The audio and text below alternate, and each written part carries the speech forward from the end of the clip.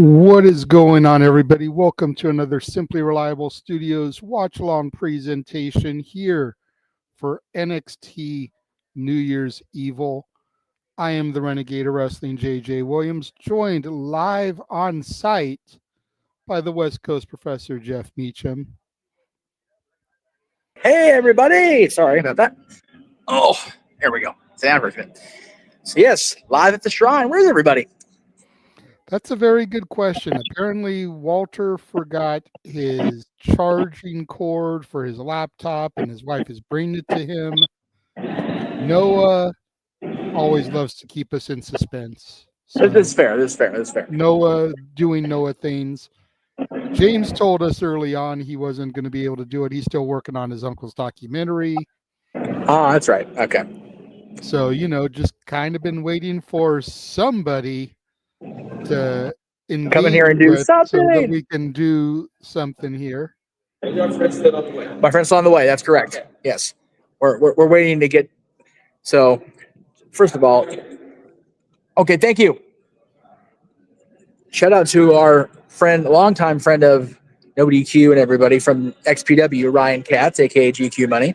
Got to see him before the show. I actually will send you the picture. Give me a second here, Jay. Apologies to those watching. Jeff always gets a little freeze framed when he has to send something there. There we go. So yeah, ran into him. We talked for quite a few minutes. Caught up on stuff. He's coming up on 15 years of WWE, or he's 12, 15.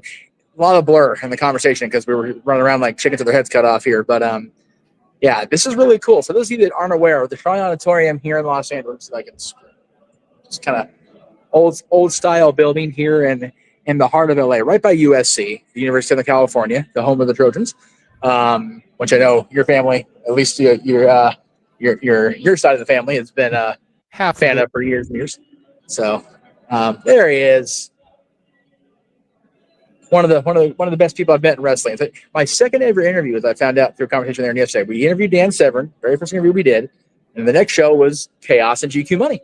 So there you go. Mm-hmm. So I've known Ryan for 23 years this year, which is bananas. But yeah, the Shrine Auditorium and Expo Hall, just very, very cool, very old school feel. The chairs are the legendary PWG Burbank Van Nuys era folding chairs, which is why I'm waiting in the lobby for a metal chair for Tatilla because I ain't dealing with that shit. Oh no! It's like the last time I had one of those in my hand in an independent type show, half of it was in my hand. The other half was wrapped around Joey Ryan's head before it was in my hand. So we're not doing those shirts today. No, not gonna happen. But yeah, I am still not yet come down from yesterday. It's such an amazing night at the Intuit Dome at Monday Night Raw. This definitely feels more chill, more intimate. Wait till you guys see the setup on the CW tonight here in about 13 minutes. JJ, if you remember the setup for the old Galaxy in Santa Ana, very similar. Facing the stage, it kind of like wraps around the stage a little bit on either side, but it's very much Galaxy, kind of like the Region Showcase was set up in LA for Marquez and NWA Hollywood, but a little bit of a bigger seating area at the very least, because the Region was an actual movie theater. They just kind of like hollowed out for stuff like wrestling. This is a auditorium. The Oscars have been here. The Grammys have been here. Just a really cool old venue. My dad was at a concert here 50 years ago. He said something like that. So it's been here a minute. But yeah, just a really cool atmosphere. Our buddy Calais is here. She got a ticket yesterday, so we're hoping she'll give me a list of Union Station. If I'm being honest, we were gonna possibly do the infamous Casa/Chris Hardy hotel thing, but they are like on a red eye and out of here. Like Ryan told me, like we're already packed. Like as soon as we go off the RCW, we're out of here. I'm like, I don't blame you. LA traffic. So yeah, back to Florida. They go. How was your day? How are you doing over there in Victorville? Is the wind as killer as it is throughout the rest of LA and the area? The little bit I was out and about today, it wasn't horrible. Okay. But it is definitely, kicking the dust up, as Luke Bryan would say. Yes, definitely. It's a trite mess out there. It's a little bit windy. Yeah, I was at the train station to start heading down here, and I had to put my glasses on. They ended up being safety goggles because I was like, nope, not today. Not getting shit in my eyes today. So, You know what? I think I see Elvira Gulch on her bicycle in the air over here right now. if you know, you know. If you don't, you're too young for the room. We'll see you next Saturday if you can figure it out how to get past your bedtime. Because damn, that shit's almost 90 years old. Give me a break. Thank you to Safed, by the way, for all the continued likes on the post on Instagram and all the things. NXT is sold out. This auditorium, as small as it is sold out. And because I'm getting this chair, there's no standing on the floor of the auditorium. If you're standing, you're upstairs in GA. They've got GA and standing room only and seats gone. You can't get in this place if you don't already have a ticket. And it's awesome for NXT. See, my question is, were they sold out prior to The Rock's announcement that he would be there, or did he put them over the top and have them sell out? Because I think it's the latter. I don't think they were sold out prior. I can confirm that they were. They were sold out before yesterday. Okay. Yep. I was privy to that information. You guys already know who at this point. I threw the name out there. But yeah, they were prepared for the place to be packed anyway, and I'm sure the people that didn't get a ticket are now kicking themselves in the ass because we're about to be electrified here in a little under 10 minutes. Yes. So awesome. Chase you shirt. Chase you. There you go. Yes. I'm curious what the electricity is going to feel like in that auditorium. Right. I compare it to your experience with Roman Reigns. Yes. First feeling it at Allegiant Stadium in Vegas, it's an outdoor arena. Then going to Ontario, much smaller venue, minor league hockey venue. Right. And that was your come to Jesus moment for the tribal chief. Yeah, you just felt the Rock's electricity at the Intuit Dome last night. 17,000 strong yesterday. Strong.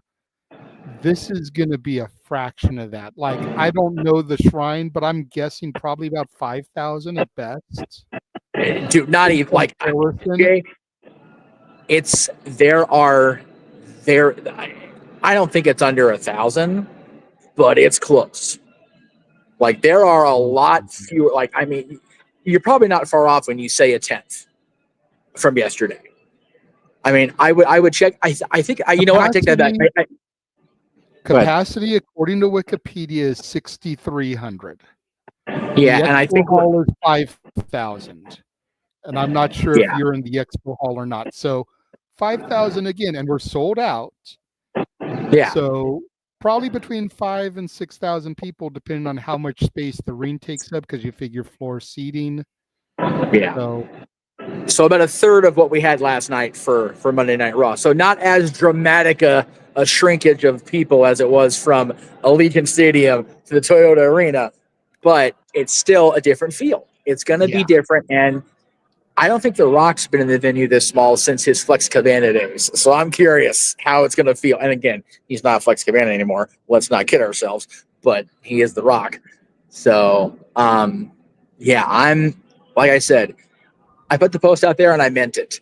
There were so many memories last night, but the enduring memory for me is both Dylan and I just remembering what it was like to be fans again and to stand up and throw him that one up for Roman Reigns. That was because Dylan's a teenager. He's aloof. He's whatever about everything. And I've been doing this coverage shit so long, 22 years counting, that it's just kind of okay, it's just old hat.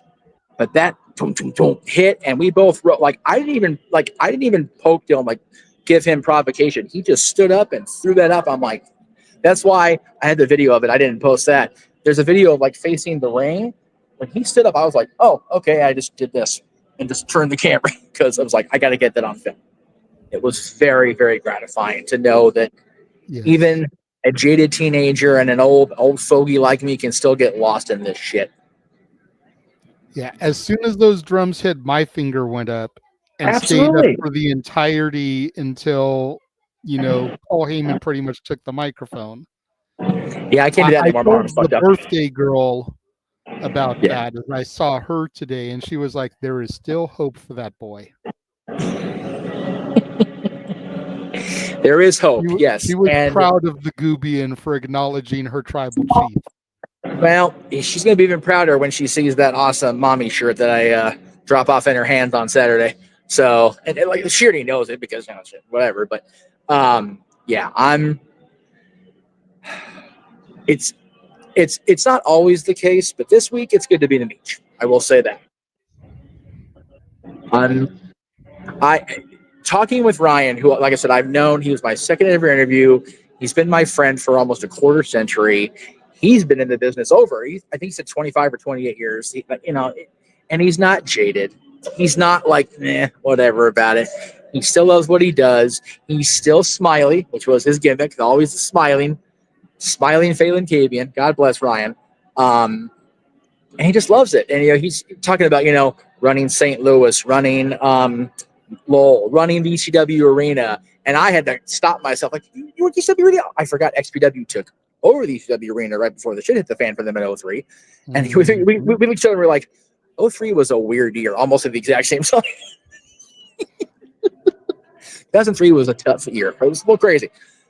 But anyway, I am being more scrutinized and looked upon by the folks in the black shirts. So I'm going to go ahead and hop off so I don't get myself or the SR Studios in trouble. But I will appreciate that. Thank you for popping on while you could. If I can get my hands on a charging cord, and if I do have a ride union station, I will pop in for the post show. Yes, definitely, because I would love for Kalea to pop in momentarily as well. It's been a minute. All right. JJ, have a good call, man. Enjoy your NXT, damn it. Because after all, we are NXT. Yes. Thank you, sir. And hopefully we will get some more people popping in here momentarily, as Walter and Noah still are not here yet.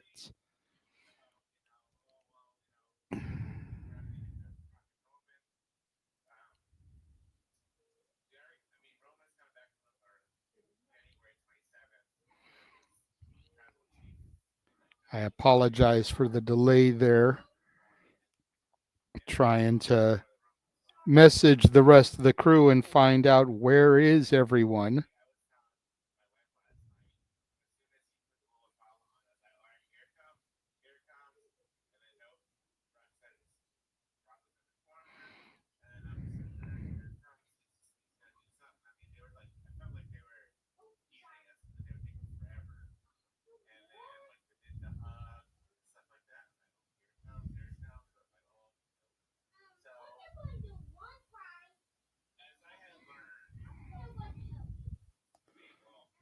Ugh. I apologize for the delay in chatter, folks.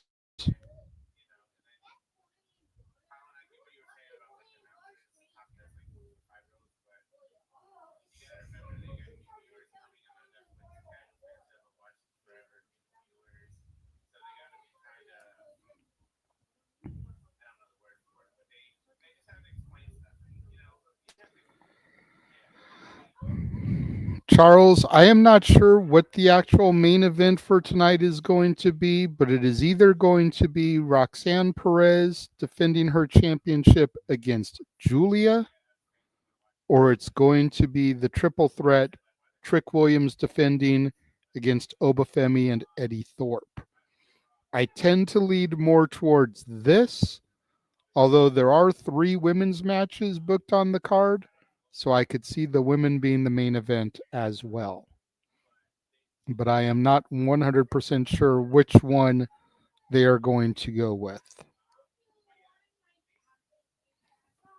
Well, while we wait for Noah and Walter to get here, let's go ahead very quickly and run our current watch long trailer, and hopefully by the time it's over, we have some people with us. We'll be right back. And now for a taste of things to come.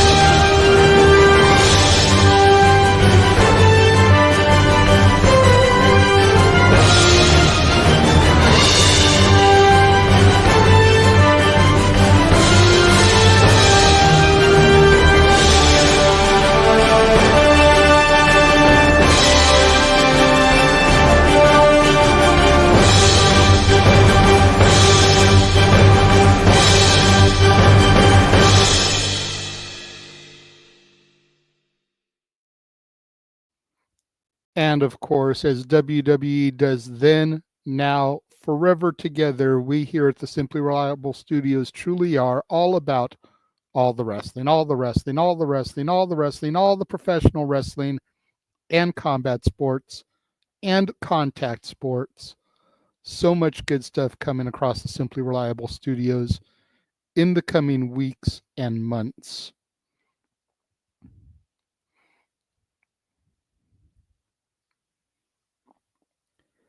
I appreciate that, Daniel. I do not feel confident in myself to be able to do a solo call. I have done some solo stuff before, but I do know that the guys are here. They are logging in. Walter didn't have the charger for his laptop, so he needed his wife to bring it to him. That is now happening. Noah is booting up his laptop, so he will be here momentarily. But I think everything should be good here in the next couple of moments, everyone. Again, friendly reminder, do not post anything in the chat room until you hear us comment on it on the screen, as we may not all be in sync together. But we are live in Los Angeles here once again, as we did last night for Monday Night Raw. Shrine Auditorium here this evening, a historic venue here in Southern California. As Jeff mentioned, it has hosted the Oscars, the Grammys, quite a few different things. Taking a look at Roxanne Perez as she enters the venue. NXT Women's Championship over her shoulder, and there is her challenger, Giulia. Should be a huge moment for her as well. We see an Femi come in. And then Eddie Thorpe arriving as well. The unlikely challenger here tonight. Trick Williams here to prove his doubters wrong and show why it is time to talk about it, why it is the whoop that trick era. And here we see the vehicle rolling into the backstage area. Is this who we think it is?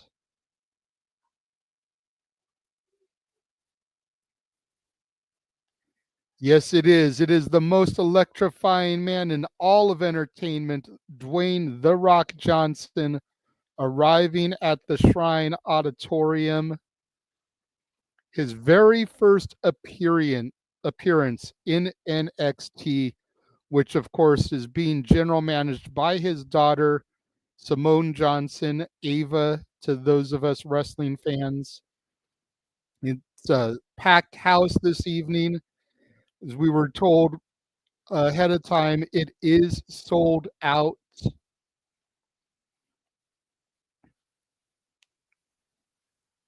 Definitely curious to see what we're going to start things off with. Vic Joseph, Booker T ringside for this.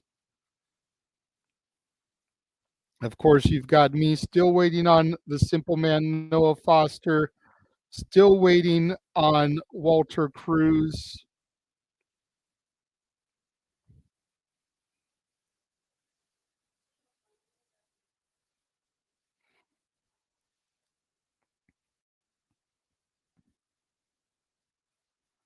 Going to kick things off. First of 3 championship matches to start things off.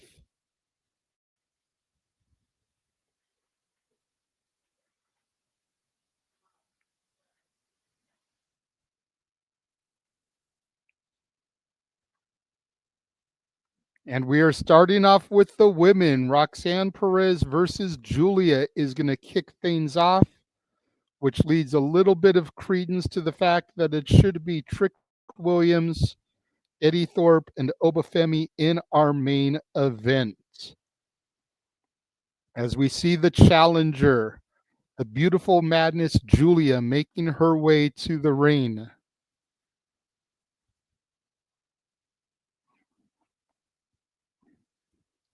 Giulia, of course, had an opportunity against Roxanne Perez not that long ago, but her efforts were thwarted by the returning Cora Jade. Is this going to be Giulia's night tonight?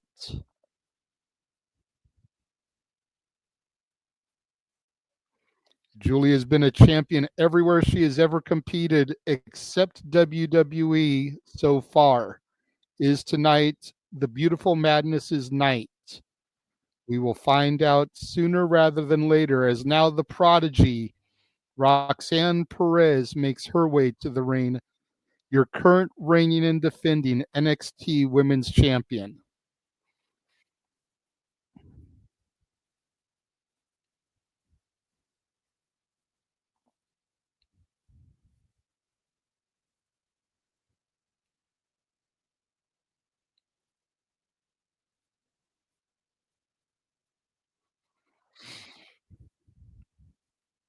Corey Graves joining the commentary team tonight as well.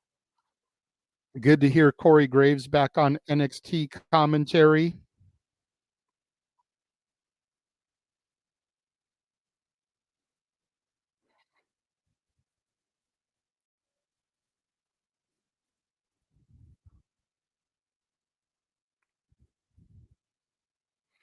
Going to go to Mike Rome for the official announcements of our champion and challenger for the opening contest.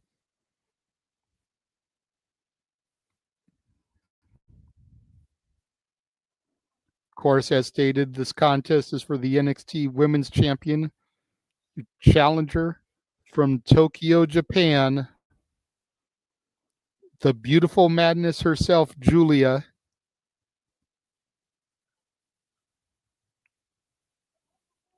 And the champion from Laredo, Texas, the NXT Women's Champion, the prodigy, Roxanne Perez.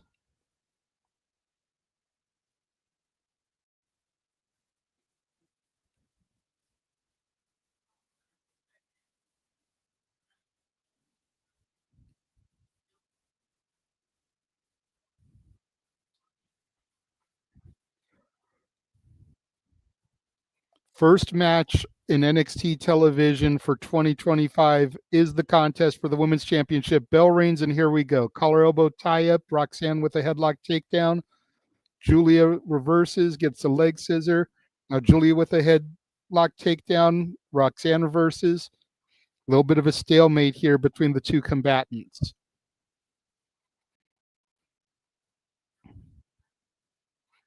Roxanne ducks under, gets a grip on the back. Arm wringer, drops Giulia, goes for a magistral cradle with the stack. Nice bridge, gets a 2 count, but Giulia counters out. Giulia looking for an cross arm breaker submission here.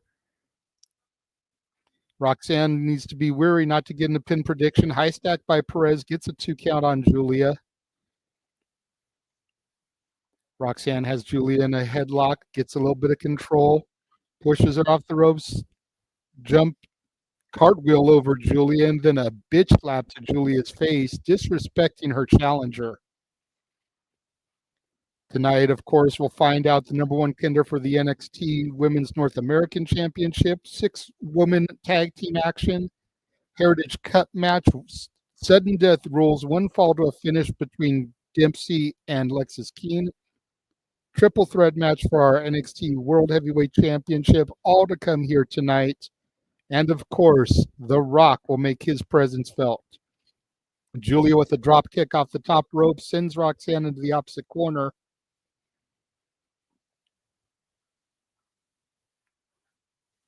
Charging in with a boot to the face, just paintbrushing Roxanne.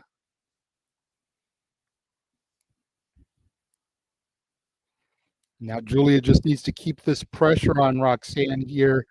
Needs to not allow the prodigy the opportunity to get her bearings about her, because the prodigy is called the prodigy for a reason. And there she goes, draping Giulia's arm over the top rope and just dropping it. And now hooking her arm through the ropes and putting pressure on the hand and wrist with her foot, stomping on it on the edge of the apron there, which of course is the hardest part of the ring. Roxanne saying that is why she is the prodigy, as we go to restaurant quality, picture in picture, Flex television.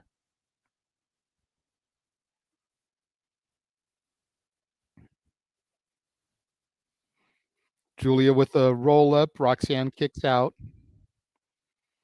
Irish whip. Roxanne counters. Great move there. Hyperextending the arm and elbow. Roxanne goes for a pinfall, gets a 2 count. Giulia kicks out again.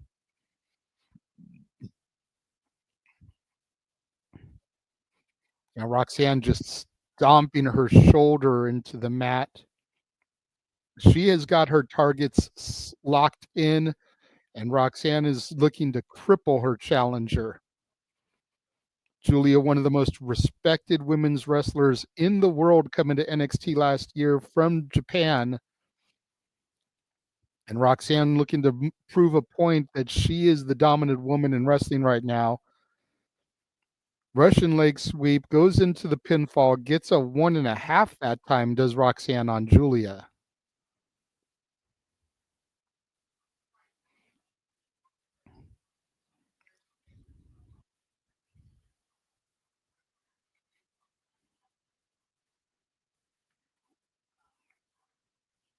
Roxanne just hyperextending, wrenching the arm and the wrist, trying to pop Giulia's shoulder out of its socket, it looks like.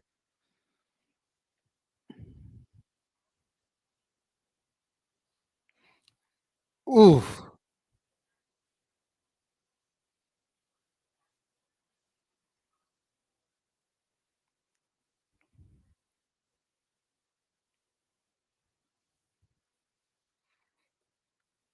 Again, Roxanne just kind of hyperextending the arm there as it draped behind the back of Giulia, trying to get a submission here. Giulia waving her finger, saying that she does not submit.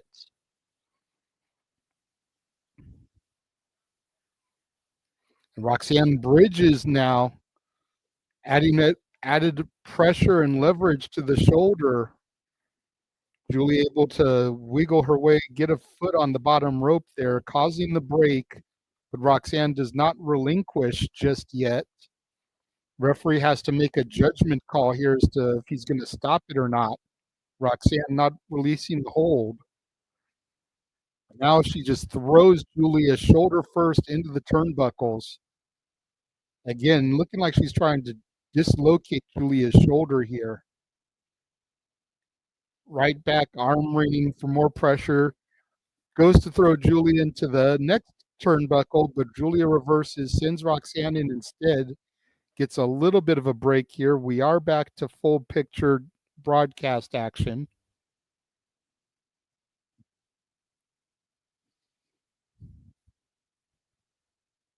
Both women now trading forearm shots to the face here. But you got to wonder what kind of damage that's doing on Giulia here after all of that pressure that Roxanne just put on those shoulders. Roxanne dominating punch after punch after punch. Irish whip Giulia off the ropes. Giulia with a shotgun drop kick, taking down Roxanne Perez. Giulia needs to try to get some distance here, but she also doesn't want to give Roxanne too long to recover.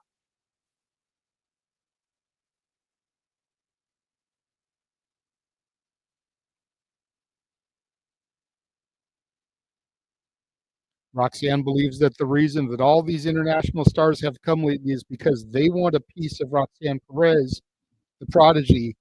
Frankensteiner off the top rope by Perez, takes Giulia down, high stack, 2 counts, she kicks out.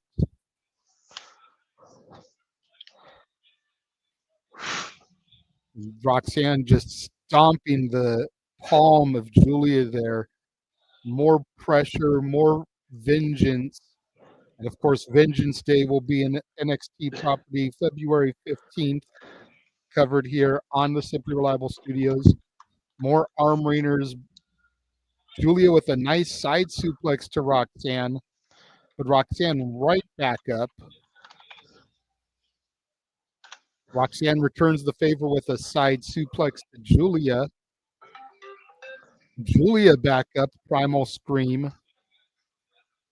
Both women have the same idea, going for a bitch slap of each other. 3 times in a row, rocking each other, but both women having the same idea. Now Giulia paintbrushing, some short jabs to Roxanne Perez, winds up in a big right hand there from the challenger. What's up, Walter? Good to see you. Glad you could finally make it in. Yeah, good to see you too. How are you? I'm hanging in there, bruh. Trying to be Will Foster here. There's a reason there's only one simple man. Exactly. Roxanne off the middle rope there. Tope suicida through the middle and bottom rope, taking down Giulia on the outside. Roxanne throwing Giulia back into the ring here. Climb into the top rope. Past the crowd chanting NXT. Giulia back to her feet, though. Roxanne. Momentum shift here. What is Giulia going for? Looks like a butterfly suplex, maybe? I can't believe they're starting off with this match. Avalanche butterfly suplex from Giulia to Perez.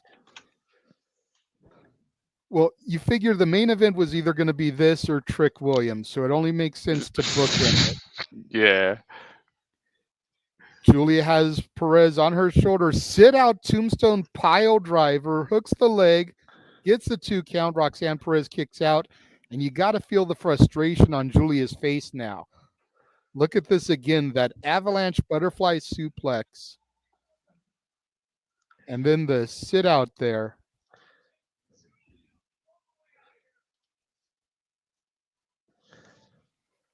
Wow. Giulia looking like she was going for a Michinoku driver there. Roxanne able to counter, has her locked into the crippler crossface, and she's been doing all that work on that shoulder earlier, trying to dislocate, pop it out of its socket. It's got to be just elementary at this point. But Giulia still has some fight, trying to roll to the rope. Roxanne pushes off the bottom rope, has Giulia set, goes for Pac Brox, slides off, shotgun dropkick to Giulia, sends her to outside of the rain apron here.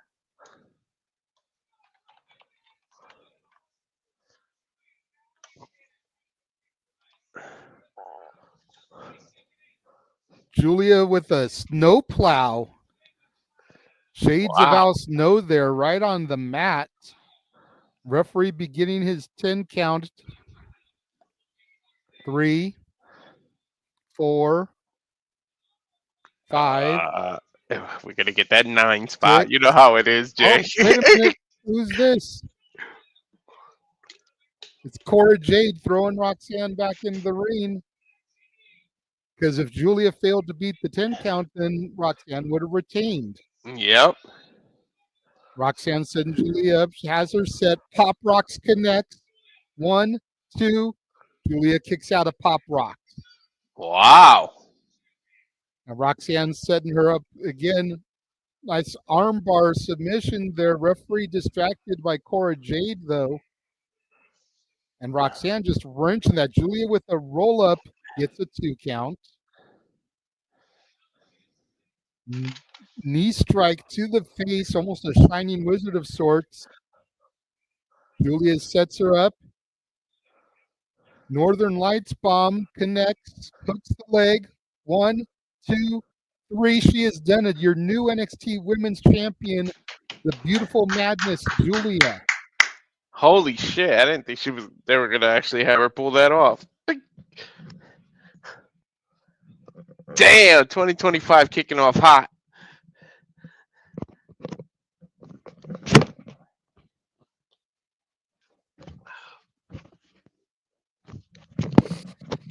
That gets me excited, because that means Roxanne could probably pop up in the Royal Rumble now.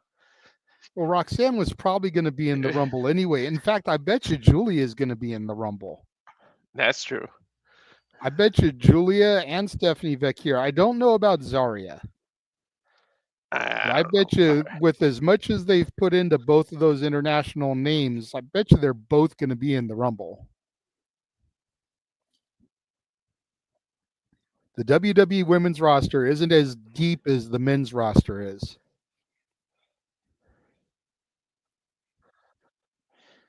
That's true. Boom. Still a new champion. It's 125. I wonder if is she gonna thank Cora Jade? I mean, Cora Jade kind of interrupted to save the match there. They could have got a double count out.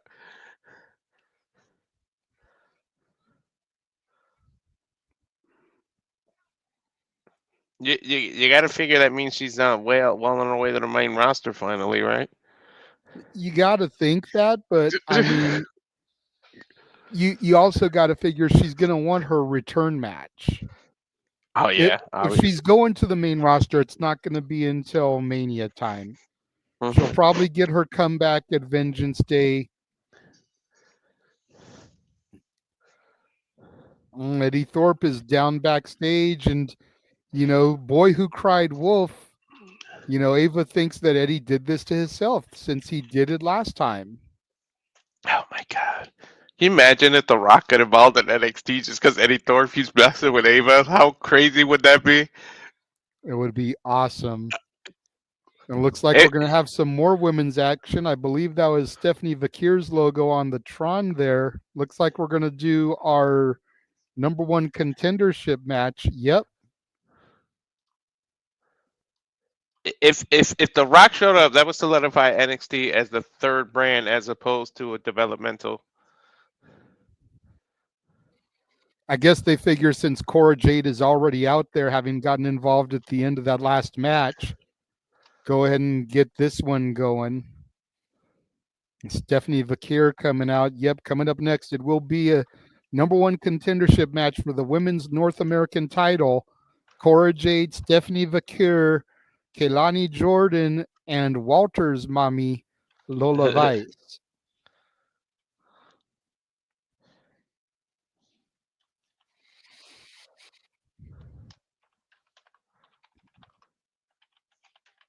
Now that we got a chance to breathe. Well, again, right? Trying to Joey Styles this shit is hard. I used to do that for UFC all the time. That shit is no joke. I mean, I appreciate the fan response, everybody thinking I can do it, but damn.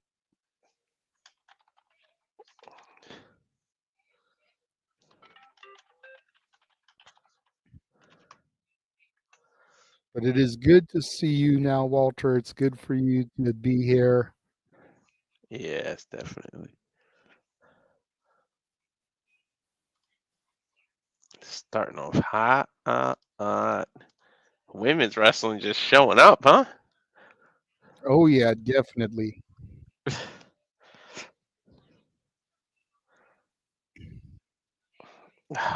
Damn it. I have to be unbiased for this. Yeah, have a little bit of impartial, but I mean, there's so many great women in this match. Okay, let me break down how conflicted I am here, okay? When I first got into watching NXT, Cora Jade was my girl, first and foremost, one I liked. Yeah. Kelani Jordan and Lola Vice have done all kinds of unimaginable things this last year and a half to 2 years. Huge fans of both of them. Stephanie Vaquer, international superstar, much to the level of Giulia. Yep. Now that Giulia is the NXT Women's Champion, I could see Vaquer become a number one contender to the North American Championship, putting the belts on both of these women that they invested so much time and money into signing. Yeah. You want to talk about, conflicted here. I can't pick one. I know. If I had to pick something, I would say I don't want Kelani to win, only because she was the inaugural North American champion. I feel like her winning this to become number one contender would be a chance. I would rather it be one of the other three. And if I had to limit it, I'd say I want it to be either Lola or Stephanie. Yep, I'll brief Safet. Don't worry, I'll brief. It's. I'm glad that they have another title to chase, though, because the women's roster is so stacked that it's good that they have a second title that they can go after. Completely agree. I kind of wish they would bring back the women's tag team title, or at least defend it in NXT all the time too. I definitely feel it should be defended more. I don't think they need their Yeah. own tag title. I think that's why they did the merge in the first place. Hmm. But I do wish that the champs would come down to NXT more frequently. At least once a month, they should be down there. You know, maybe twice a month on a random NXT to kind of set up a competitor, a challenger, and then at the TV special / PLE for the month to have a match against the challengers. Right. At least be like they did on Netflix, like have them sitting down in the audience every now and then, let them know they're Yeah, paying attention. scouting. You know? Yeah.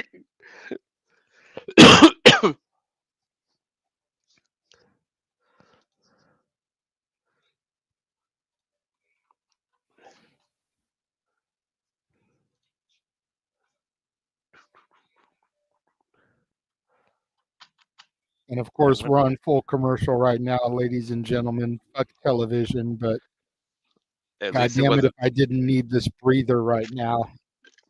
At least it was during entrances and not the actual match. Yeah, they'll come back, and I'm sure the other two will be in the ring now. Or maybe we'll get at least one of the other entrances.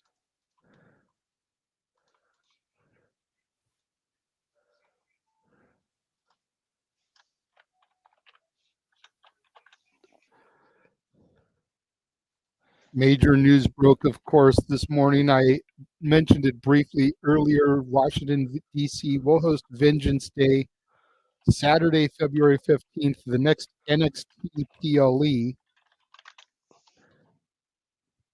Added that to the Simply Reliable Studios calendar. We take a look back at 3 weeks ago and this video package. While this airs, I am going to step out for a moment and go to the bathroom. I shall return. Okay. They shown a video pack of when Ethan Page went crazy, where we all thought he was face for a second, and then he comes out. Wow. Injures the hand last week through a tool. He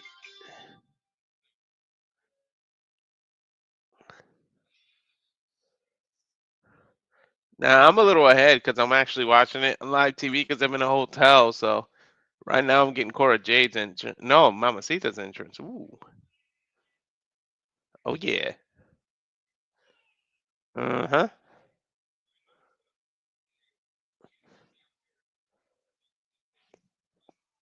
I don't want to say everything because he's the play-by-play and he's behind me. So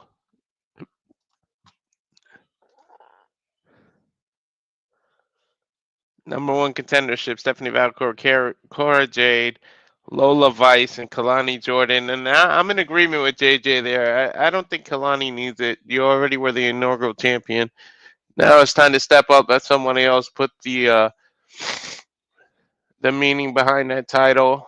The bell rung for me. It's obviously not going to be for JJ. All four women seem to be, or three women seem to be picking on Cora Jade. Oof. Cora Jade isolating Kelani Jordan on the outside. Now Kelani rolls up Stephanie. Damn, okay, you're way ahead of me, bro. I'm They'll that just far? rain. Sheesh. I'll let you take over then. I'll just react.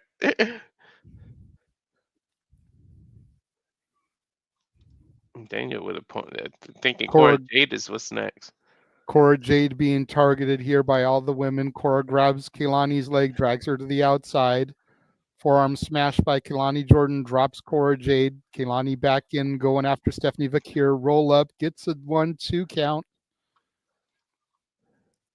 Now rolls up Lola Vice. Stephanie rolls up Kelani. Lola rolls up Stephanie. Cora Jade back in for the breakup. Cora with a big forearm smash to Kelani. throws Lola Vice on the mat with her hair, bounces off the rope, back elbow into Lola Vice. Shut up, bro. I mean, he's not wrong, but shut up. Cora goes for a pinfall on Kelani, gets a 1 count. Stephanie quickly breaks it up. One step at a time. You gotta win the #1 contendership before you can win the title. Stephanie Vaquer just dropping Cora's head into the mat, and now Lola goes right to Stephanie with a chokehold there. Kelani breaks it up though with a side kick. Great takedown, double drop kick from Kelani, drops both Stephanie and Lola, and a kip up showing why she is her. Shoulder tackle, drops Cora Jade, bounces off the rope, nice somersault over Cora, sidesteps Cora Jade. Head scissor take down by Cora, but Kelani counters. But that drop kick sure did connect. Yeah. Now you got Stephanie and Lola on the outside. Kelani slingshots herself over the top rope, taking down Stephanie Vaquer. Now here comes Cora Jade with a senton roll, taking out Kelani Jordan, and then pointing at Kelani and laughing like the mean girl that she is. And we go to picture-in-picture fuck television.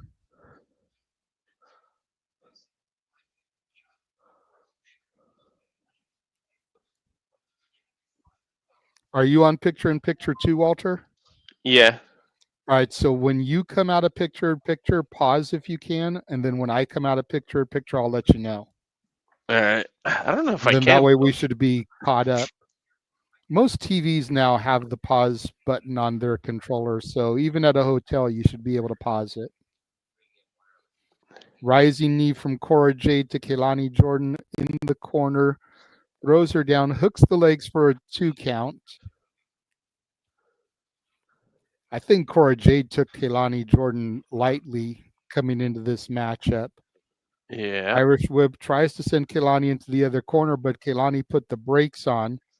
Cora Jade charges after, goes for that knee strike again. Kelani moves, rolls her up for a 2 count.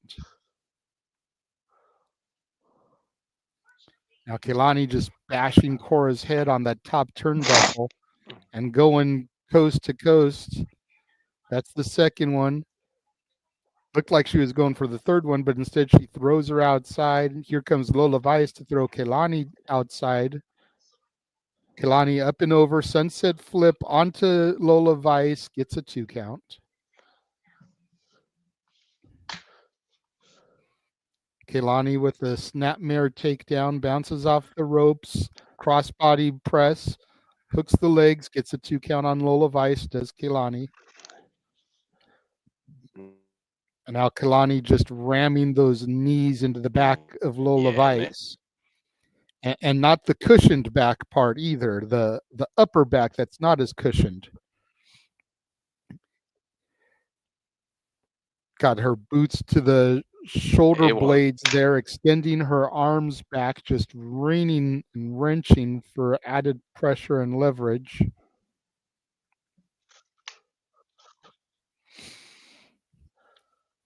Lola trying to shift her momentum, got a 2 count on Kelani.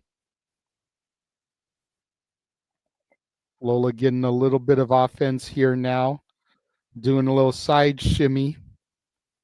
Irish whip sends Kelani into the ropes, knee strike to the midsection. Walter's pissed off right now that this part is in picture-in-picture because he's not seeing Lola with the booty shakes on the smaller version of the television. You ain't Right? got a What lot the to fuck? take it, Walter. I know you. Here comes Stephanie Vaquer now, misses a drop kick on Lola Vice, and Lola right in with the submission there, trying to put Stephanie Vaquer to sleep. And now Cora Jade with a sleeper onto Lola Vice. And here comes Kelani Jordan with a sleeper on Cora Jade. Got a little totem pole action here. Stephanie Vaquer, the only person that isn't putting somebody in a sleeper hold. She's at the bottom of the totem pole, but she's able to reverse out, and a jawbreaker rocks all three of the other women, sending them down to the mat. We're back live to full screen. Stephanie Vaquer attacks Lola Vice, sidesteps Cora Jade, sends her into the turnbuckle pad. Big boot drive-by style rocks Lola Vice, runs into Kelani Jordan. Kelani grabs a handful of Stephanie Vaquer's hair. Dragon screw leg whip. Hurts like a son of a bitch. I speak from experience.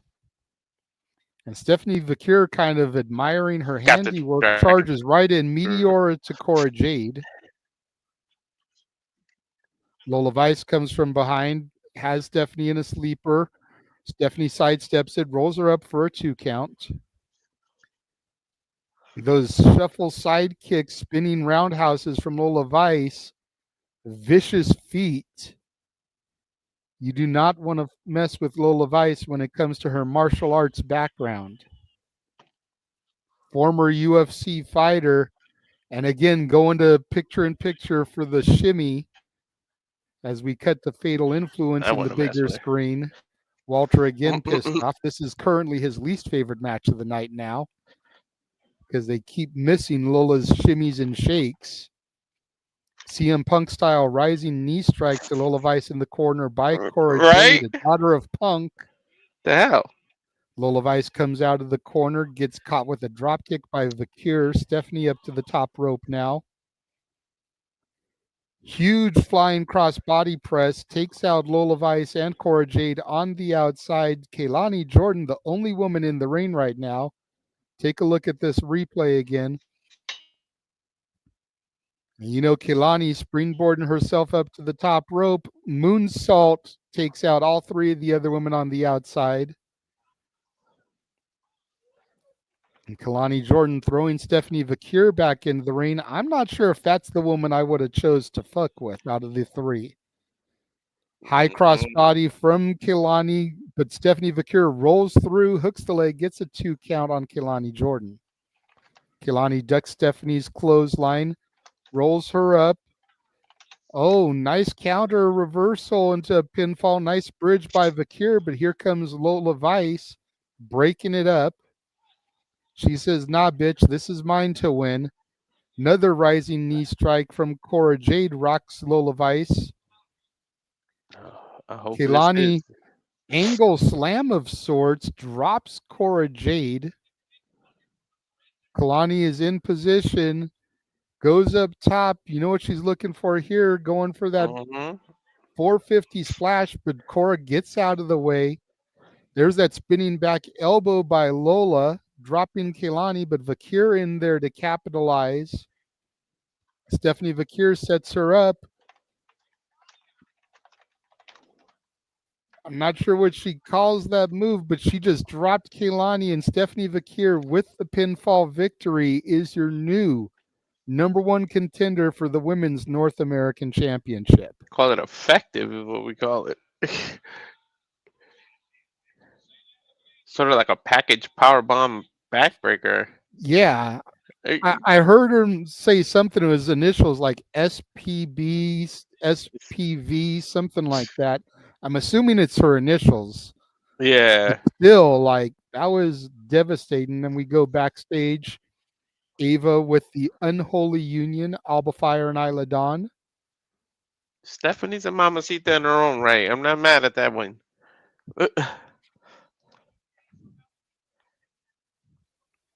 Can you imagine? NXT can be run by Giulia and Stephanie. Stephanie being the NXT North American, Giulia being the... NXT's got a bright-ass future no matter who leads it in the women's division. Alba Femi coming in to have a word with Ava prior to the championship match tonight. Ava says the match will remain a triple threat despite Eddy Thorpe. Could you imagine if Ava takes Eddy Thorpe out of the match and puts her dad in it,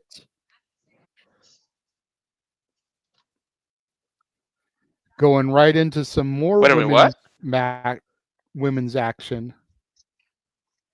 You just caught what I said there? Damn, no. Did you say she's putting her dad in it? She hasn't made anything official yet, but she said it's staying a triple threat match. Can you imagine if Eddy is unable to compete and with her father being there, she puts The Rock in that match? Dude, I would lose my shit.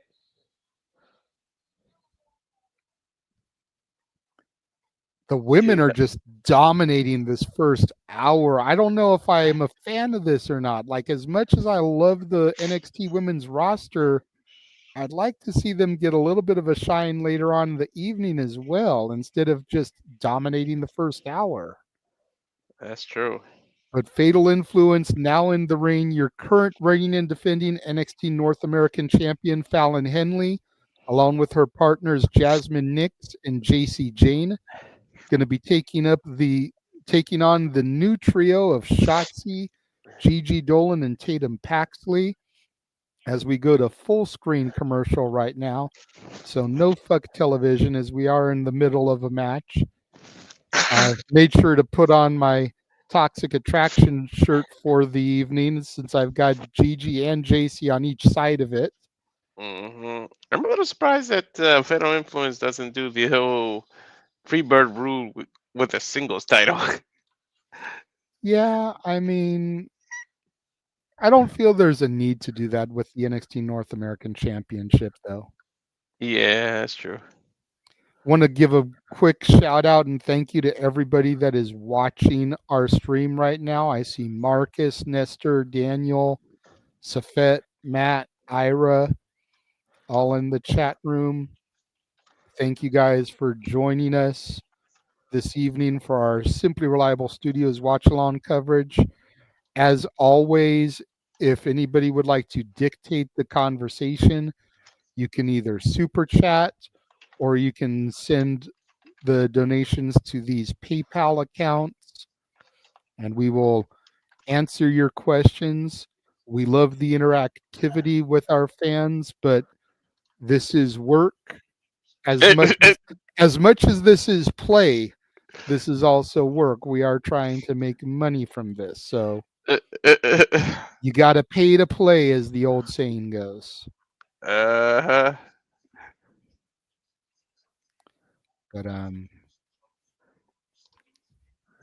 I will go ahead and give this one freebie from Marcus. The Raw Netflix debut was phenomenal. AJ Styles style. You can go back to the archives, watch our watch long coverage of that from last night.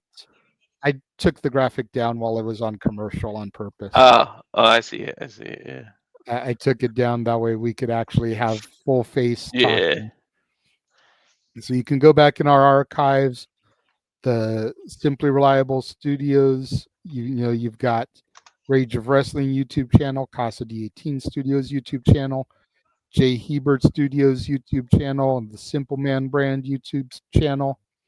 All of us have our coverage of it from the watch along last night, and then we did a simple summary.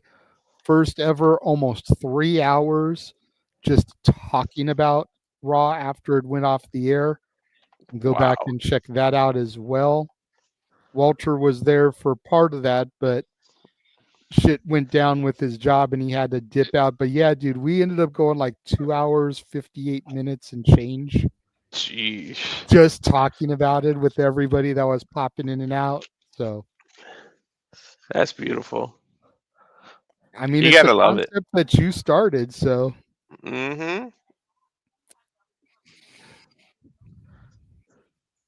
But anything else that you guys want to try and dictate conversation-wise, it's going to take a super chat or a PayPal donation. Just wanted to give that because that also works for publicity for us. Drive up those views. Which, by the way, thank you. We knew Japanese wrestling was popular, but the views we got. Yeah, and we'll go people more in watching depth this on live. that on the shenanigans, but yeah, like Yeah. that was crazy. No and I aren't the And only then, of crazy course, sons of bitches staying up till 7 in the morning. oh no, you are not, good sir, not at all. And again, we are on a full screen commercial for NXT right now. That's why we aren't really talking about the show too terribly much because it's entrances and all that stuff. I mean, I don't think you guys want to hear me talk about a wrinkle cream. Or furniture. I'm getting That's what I furniture have on my stores. screen. I've got I'm getting. Plexiderm skincare for wrinkles, so you know. Oh my god! Is there anything Shaq doesn't own? Shaq's selling furniture on mine. God damn. Sound technology by Shaquille O'Neal. Sheesh.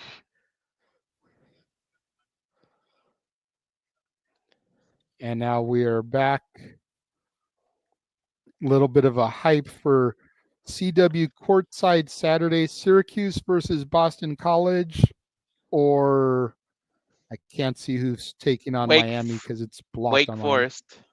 Wake Forest versus Miami. Thank you. Yeah, that's Chris Paul's automata.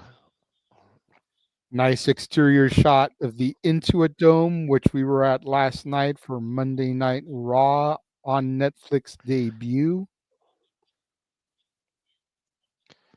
Not us personally, we weren't there, but WWE was there. I gotta add that to the list of places I gotta go. List is so ever so growing. Right?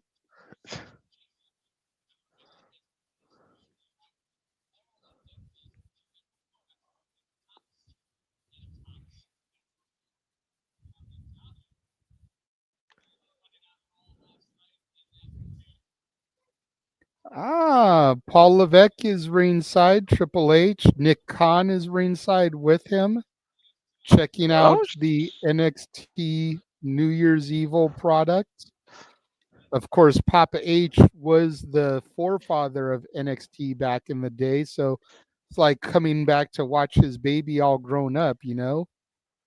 yeah, he's checking out his little brother. Make sure his little brother's running things right, I guess. Taking a look at what happened 2 weeks ago as OTS became number one contenders to the tag titles. Bronco Nima, Lucian Price taking on Fraxium. I assume that's going to be next week. The team that we keep putting the dagger in, but they never does it. They never pull the trigger. Right? Like, bruh, at some point you got to pull that trigger.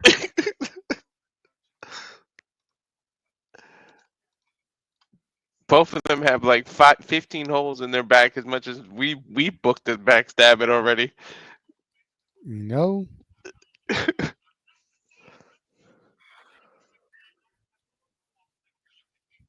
Well, I mean, I guess where did they go? Because they've already done the whole separation, and they got together. There were rivalries before they got together, so.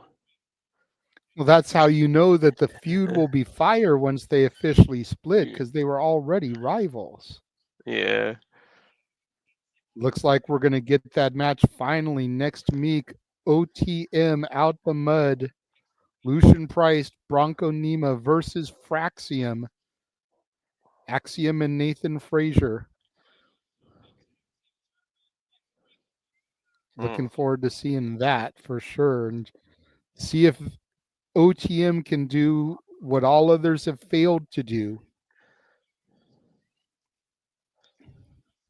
Yeah. And we That depends finally on those get titles. the other side of the 6-woman tag match as Tatum, Paxley, and Gigi Dolan come out together. And here comes the ballsy badass Shotzi Blackheart.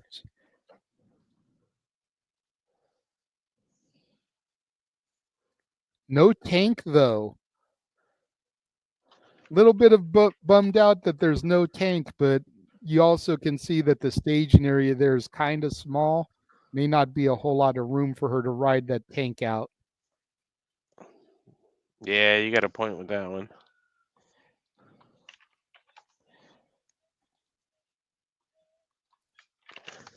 Bell hasn't even run yet, and the Fatal Influence already taken it to Shotzi, Paxley, and Gigi.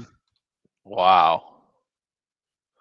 Jacy Jayne going right after her former partner, Gigi Dolan.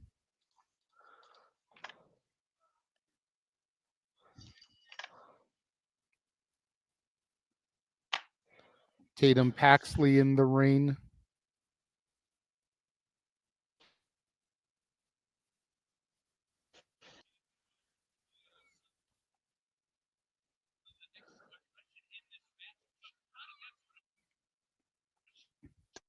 Dude, Jacy even Jayne I'm a with little the, afraid. what was that?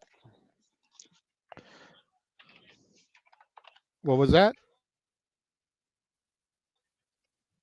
Oh no, I said I'm even a little afraid of Shotzi. She's a little nuts for my taste. Hey, but she's a good kind of crazy. Tatum Paxley tags in Gigi Dolan. Jasmine Nix in the ring right now for the Fatal Influence.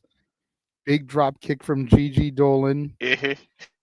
Irish whip from Paxley sends Shotzi butt first into the back of Jasmine. Shotzi with a pinfall gets a 1.5 count. Shotzi's actually a sweetheart. I met her at a show in Pasadena here just before she reported to NXT in 2019.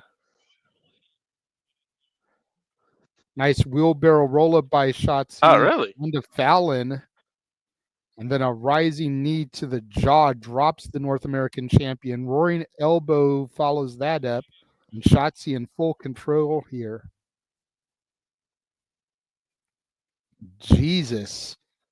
This is like a DDT plex. You couldn't really call that a suplex because the way she dropped it, but she still rolled over like a suplex. Shotzi gets a 2 count on Fallon.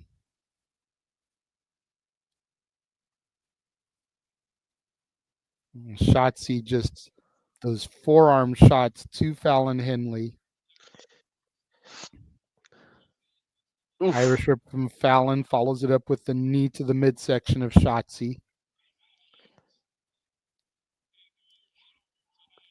Fallon in for a pinfall, gets a 2 count, but the rest of Shotzi's team in for the breakup. And here comes the Fatal Influence in. It's a 6-woman brawl here. Shotzi and Fallon. I can't see who the others are paired up with.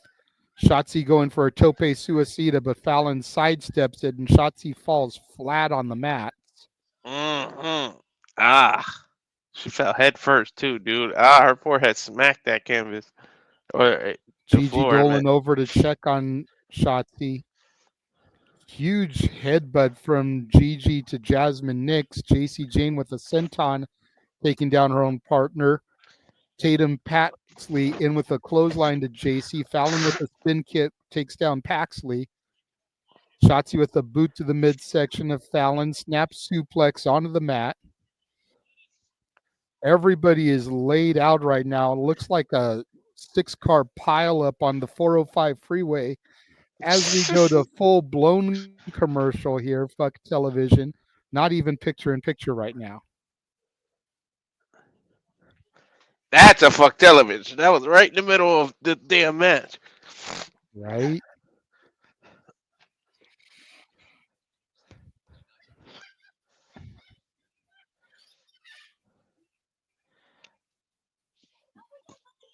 Now, what got these three together? Because I kind of missed NXT the last few weeks. Circumstance. Okay. Sheer circumstance. You know, Fatal Influence has been trying to throw their weight around the locker room for a while. Tatum been looking for a friend for a minute, found one in Gigi. Gigi has past history with Jacy. Fatal Influence taking out the two of them. Shotzi made her return, aligning with them. They're all their own levels of crazy. Mm. And then I went and I made this graphic. Let me see if I can find it real quick. because shortly after getting together, they posted a picture of the three of them, one in green, one in red, one in blue. And it was like, Jesus Christ, it's the Powerpuff Girls come to life. Oh yeah. Yeah. I remember that. I wish WWE would re-sign Mandy Rhodes. I just want to see where they would I'd fit her in love to coming see back her to the. show up in the Rumble just as a surprise and see what Yeah. that does. Mm-hmm. It's a new year. Let it be a year of second chances, new beginnings.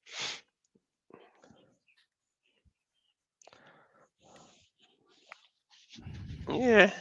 As long as you're not promoting her content, like who cares what she does on the side? Don't knock people's hustle. Exactly. Yeah. Exactly. And you know what? A good chunk of the content she's making, she's doing with her husband. So who cares what they do behind closed doors? Right.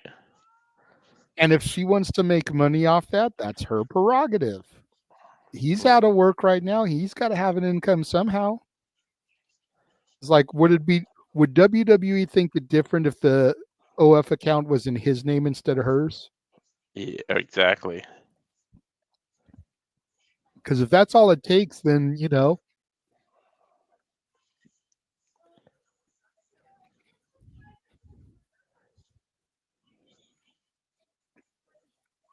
again, apologies for there being very little commentary right now as we are on a full commercial. We're not even getting picture in picture to try to call the action.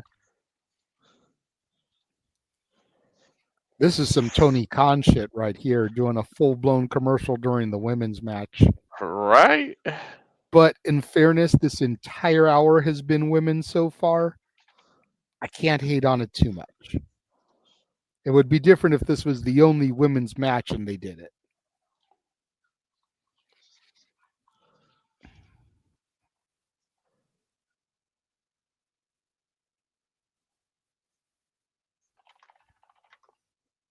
And we are back live at the Shrine Auditorium.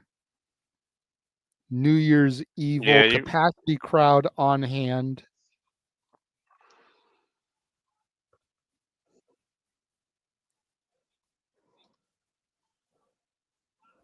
Jacy Jayne in the ring right now with Tatum. Paxley gets a 2 count off of a senton drop.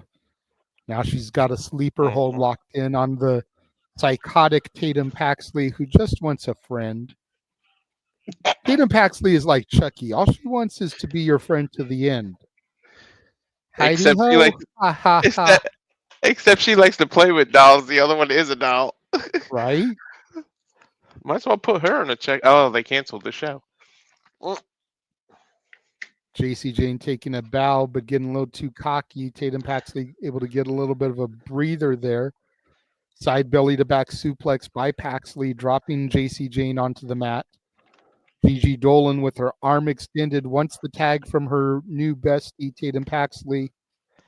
And again, you got to figure Gigi Dolan wants to get some revenge on Jacy for the rivalry, the history that these two women have, going all the way back to the Toxic Attraction. Jacy was running for the hills, but Gigi's got her hands on her, just laying into her with punches, kicks, knees to the midsection. Gigi unleashing hell here. Great side kick there to the head of Jacy Jayne. Goes for the pinfall here. Very, very close 3 count. Very close. Gigi's got her set up. Jasmine interfering. Super kick drops Gigi Dolan. Jacy finally able to get the tag to the North American champion, Fallon Henley. Double team suplex onto Gigi, but Gigi counters and drops him with a neck breaker. Gets the tag to the ballsy badass Shotzi Blackheart. Huge cross body press off of the top rope, taking down both Jasmine and Fallon. Nice double team maneuver there. Neck breaker Gets a pinfall attempt. Shotzi with a 2 count. Jasmine and Jacy breaking it up. You know what? Damn it! Now I want them to have a triple team move and call it Sugar and Spice and everything nice, just for the Powerpuff Girl reference. God damn you. Take a look again at that double team neck breaker, back breaker combination. Nice double team step up in Seguri, rocking Fallon Henley by Tatum and Gigi. Senton Bomb moonsault combination from Tatum and Gigi takes out Jacy and Jasmine on the outside. Shotzi up, coffin drop of sorts. Hooks the leg on Fallon, gets the 3 count. She has just pinned the North American champion. So even though we just established Stephanie Vaquer as the #1 contender, you got to figure Shotzi's got to be in line here too now, having just pinned the champion. Hell yeah, she should get a shot now. You know, it feels good.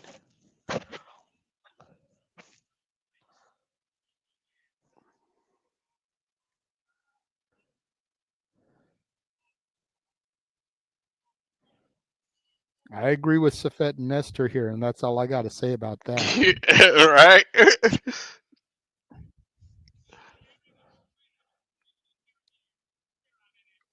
Backstage now, Ava. All ego Ethan Page. Apparently Javon Evans's jaw is wired shut because he broke it in half. Dude, he went sick with it. Ethan Page a little bit upset that he's nowhere to be seen on this card. Ava reminding Ethan this is his show.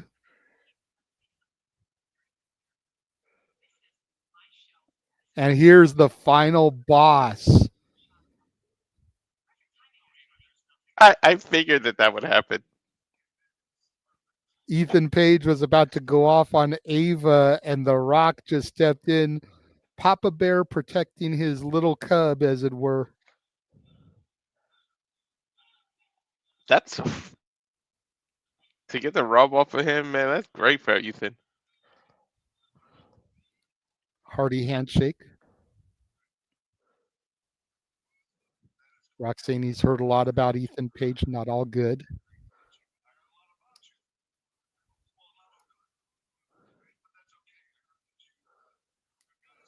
Rock telling Ethan Page that Payback's going to be a bitch.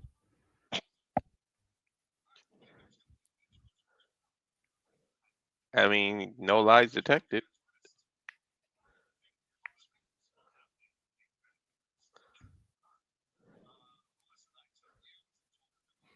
Rock saying he told everybody in the locker room if they need anything to come to him, if Ethan Page needs anything to come to The Rock.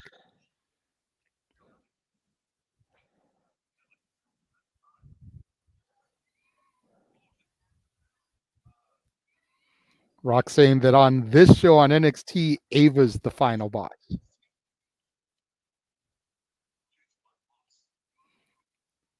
Saying if you and me, Ethan, want to be cool, then you need to be cool with Ava. Rock saying he'll see Ethan Page on the main roster one day. He just smacked Ethan Page's ass.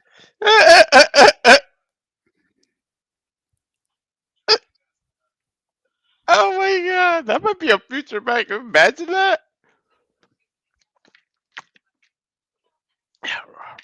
Rock doing the CM Punk thing, I mean, Ethan Page is up there, but younger. Rock just asked his daughter for advice on how to handle the NXT crowd. Wow.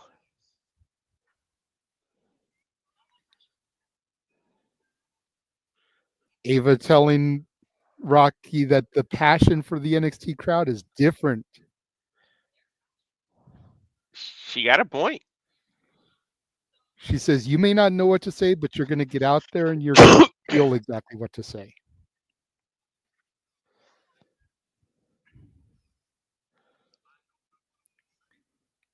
That was an awesome moment. That was as cool as last year seeing Ariana Grace and Santino Marella finally interact backstage. Seeing The Rock and Ava backstage together on WWE television. Shit, who forgot The Rock was heel? Because I just did. What the fuck?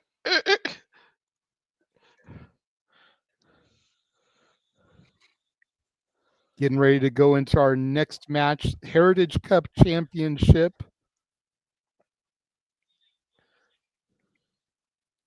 One fall to a finish, sudden death rules.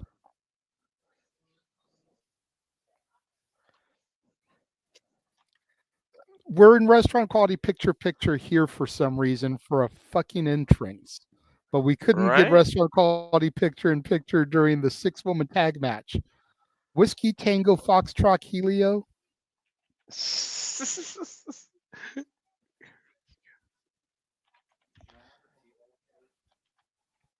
Just craziness. Who decided to book? Did they steal Tony Khan's run sheet? Because this is some Tony Khan shit. Not Nick Khan, Tony Khan. Again, Lexis King not liking the way he won the Heritage Cup because the whole William Regal interference leading to this. I'm But surprised again, he it's didn't take sudden that. death, one fall to a finish. So if he can do it here on this stage, he will have earned the championship.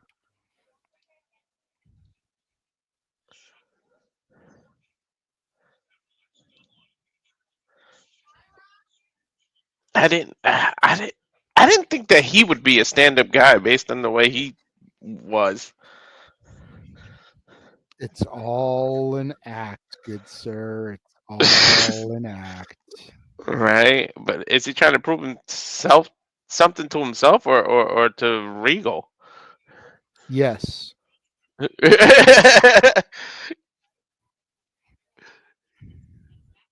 Yes.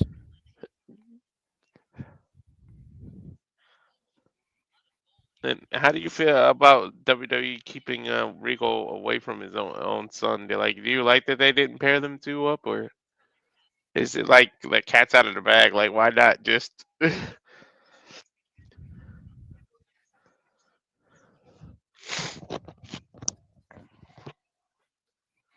You know, I don't know. Like, I'm just glad William Regal is back with the company. As we see Period. Charlie Dempsey coming to the ring with his no quarter catch crew brethren. But I don't know. Like, I wish we would get more Dempsey Regal interactions because I really popped for these generational encounters. You know, again, we were just talking about The Rock and Ava backstage, and what a cool moment that was. Santino and Ariana Grace, and what cool moments those were. You know, Brett and Natalia when those moments occur. You know, I want more Regal Dempsey moments because we all know. Just let's go full tilt at this point. Tavion Heights, Miles Bourne, Ren Sinclair, the rest of the no quarter catch crew in the ring with Charlie Dempsey. Whatever happened to these Heritage Cup matches? And they're supposed to have a second with them. I see so many Heritage Cup matches these days where there's no second on one side. Who's with Lexis Keen? Exactly. Is Regal going to come out to be with Lexis Keen? You know, Charlie Dempsey's got the whole rest of the no quarter catch crew out there with them. It's only supposed to be 1 second, not your entire faction. You're absolutely right too. Mike Rome in the ring making the introductions. First, the challenger, Lexis Keen from Cincinnati, Ohio. Son, of course, of Flying Brian Pillman, the loose cannon. And the champion, representing no quarter catch crew, Charlie Dempsey. You can't tell me he doesn't bear a slight resemblance to Gene Wilder's Willy Wonka. I'm just saying. He does. It I'm should have just been waiting then, for Ren Sinclair to break out with some pure imagination. right? And He again, should this have. is sudden death rules. Traditionally, the Heritage Cup is almost like a UFC fight. It's 2-minute, 3-minute rounds, 5 rounds tops. You know, whoever wins the most rounds gets it. First person to 3 rounds. This is just one fall to a finish, no time limit because it's sudden death. This match could go 3 minutes. This match could go 30 minutes. Who Nice knows? arm drag takedown by Lexis King. Lexis follows it up with a drop kick on a Charlie Dempsey. Headlock takedown. He's got it wrenched in there on Charlie Dempsey as he's trying to flop around like a fish out of water. Dempsey trying to use his legs to grapevine the neck of Lexis King and countered, but was able to prevent that. However, Dempsey does get out. Now he's grabbing the leg of Lexis King, trying to wrench it. Lexis ends up giving up his arm, which allows Charlie Dempsey to put the pressure there, get a little bit of a flex going in the middle of the ring. Referee checking to see if the shoulders are down. I love Finally get a Dempsey's little body on body there. Dempsey only gets a 1 count on Lexis. His transitions from move to move are so beautiful and fluent. Look at who his daddy is. Right? That's all I have to say, bro. Look at who his daddy is. If you are the son of Lord William Regal and your transitions are ass, then you need to get the fuck out the ring. It's true. So true. You know, I mean, it's that expectation. Same with Lexis King, to be honest. Flying Brian was a pioneer of cruiserweights before there was a term of cruiserweights. And Lexis King definitely lives up to the standard his daddy set as well, even though he's not really a high flyer like his dad was back in the days and is more of a brawler like Brian Pillman became later in his career after the injuries started to pile up. Still very reminiscent the style of his dad's. He can fly around there. It's true. Nice gut wrench roll through from Lexis King. Gets a 2 count on Dempsey. Great arm drag takeover. Ricky Steamboat style arm drag. Of course, Ricky Steamboat had a great feud with William Regal in WCW. Who hasn't Ricky Steamboat had a great feud with? I mean, whew. Well, just different eras. A lot of people wouldn't realize that they actually touched. But there was that time there in the early 90s when Regal was still like making his name in the States and Steamboat was kind of on his way out, and they were able to graze each other there. Charlie Dempsey Irish whip Lexis King. Lexis King grabs the ropes there to prevent any kind of backlash. Big drop kick from Lexis King sends Dempsey to the outside to the no quarter catch crew. And there goes that flying Brian style with that cross body press off the top rope, taking out the men of the no quarter catch crew. Ren Sinclair making sure to stay back so she doesn't get caught up. And we go to a full-blown commercial. Fuck television. I get Chick-fil-A. I got a Chick-fil-A one too. I like Chick-fil-A. I just feel like they're overpriced. Like I get, okay, quality is going to be better, but if I want a chicken sandwich, I'm just going to go to McDonald's and get one for like $1.50, $2. Yeah. I'm not going to go to Chick-fil-A, wait in that line, not be able to buy one on a Sunday because you're closed for religious reasons, and pay like $6.50 for a chicken sandwich when I can get 3 of those at McDonald's for about the same price. Right. And the line is ridiculous. Just like In and Out, the lines are ridiculous for what you eat. I'm like, yo, hell no, I'm not waiting in that line. It's good, but it ain't that good. Yeah.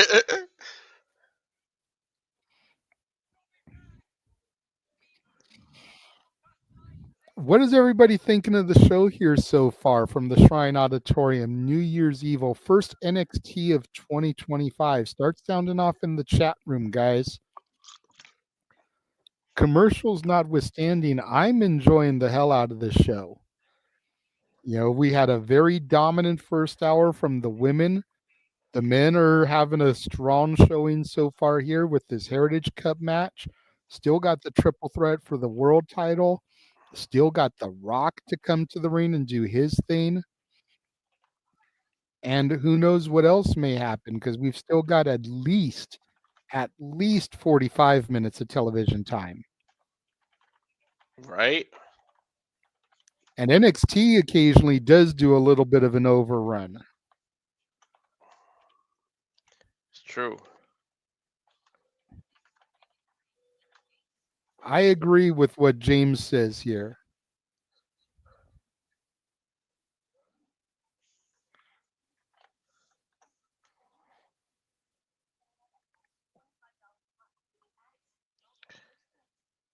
Nestor with a valid point as well.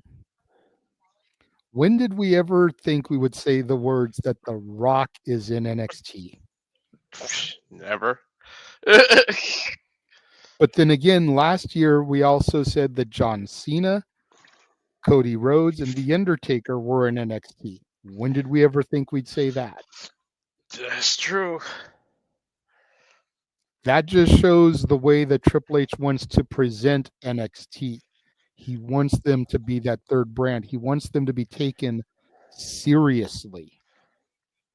I wouldn't be surprised if one of these years, I'm not saying immediately, but give it 4 or 5 years, I wouldn't be surprised if NXT has one of the main event slots at WrestleMania. One of the nights belongs to them. Like, I really wouldn't.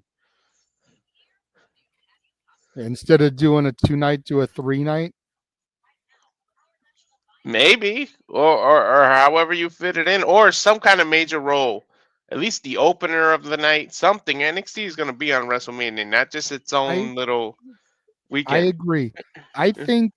I think Stand and Deliver should be for lack of a better term, for the undercard of NXT.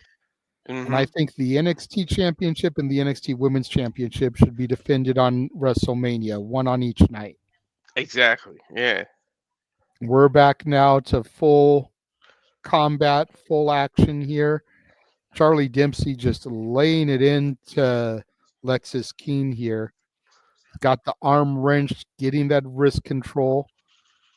Lexis Keane able to fight back with his other hand, some punches, a nice chop to the chest of Dempsey, backing him into the ropes. Dempsey reverses Irish whip on Lexis Keane, but Lexis Keane takes him down with the shoulder block, follows it up with the clothesline. Keane trying to get the blood back in his arm. Dempsey going back to that arm to try to re-weaken it. Irish whips from Keane sends Dempsey into the corner, follows it in with a clothesline. Another chop in the corner on Dempsey. Huge Northern Light suplex with the bridge, only a 2 count from Dempsey, but you see Dempsey still had Keane's arm. He still has that control. It's going to be very hard to out-wrestle Charlie Dempsey here. And again, going back to our point earlier in the match, that's what you get when your dad is William Regal. I mean, both people are second-generation superstars. It's in their blood, literally. Right, but William Regal was always more of a technical wrestler than Pillman was. Oh, hell yeah. Great spinning drop there from Lexis Keane to Dempsey there. Spinning slam there, Randy Orton style. Keane up to the top rope again. Shades of Flying Brian. Another cross-body press, but Dempsey rolls through. Cross arm breaker on that weakened arm. Almost looked like Keane tapped, but the referee out of position. Now it looks like Keane's trying to grip the fingers together. Gets Dempsey up for a power bomb. Strong arms it. Is Dempsey bleeding? I can't tell. Looks like a little bit there over his left eye. His hair so long, though, it kind of blocks it from the camera angle. You see Dempsey there slapping his face, trying to get the adrenaline back through. It's Lexis King going for here. Going for the coronation, but Dempsey counters into a sleeper. Oh, crossface chicken wing. Wow. A little bit of That's old some school. old school right there. Yeah. Bob Backlund. Dempsey just waylaying those punches in, but Lexis King right in the ropes. Got to be careful there. Back elbow Lola Vice style from Dempsey. Drops King. Irish whip sends him into the corner. Dempsey goes to follow it up, but King gets his boot up. Dempsey sends King into the other corner, but King steps on the middle turnbuckle, comes off, and both men collide in the ring corner there.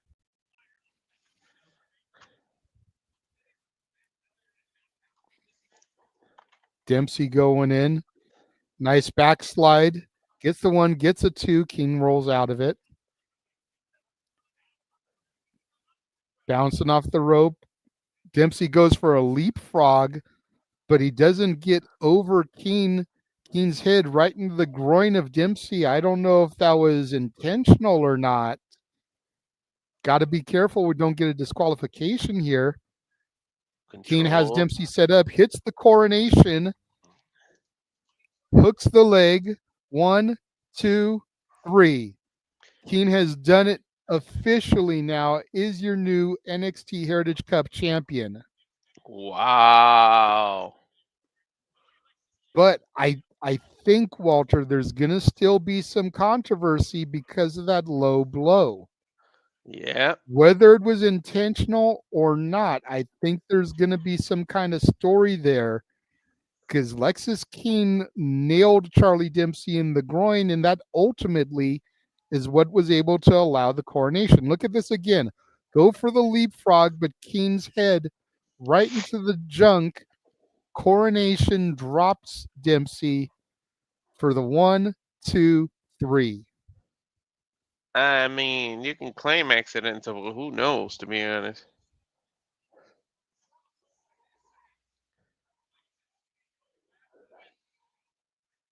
May not be the last of what we see between them.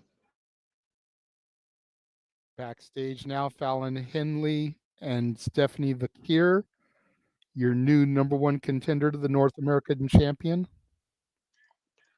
And here comes Shotzi. Jacy has a point. Yep, we just mentioned it. Shotzi just pinned the champion in the middle of the ring. Stephanie pointing out that she beat 3 of the top superstars to become number 1 contender.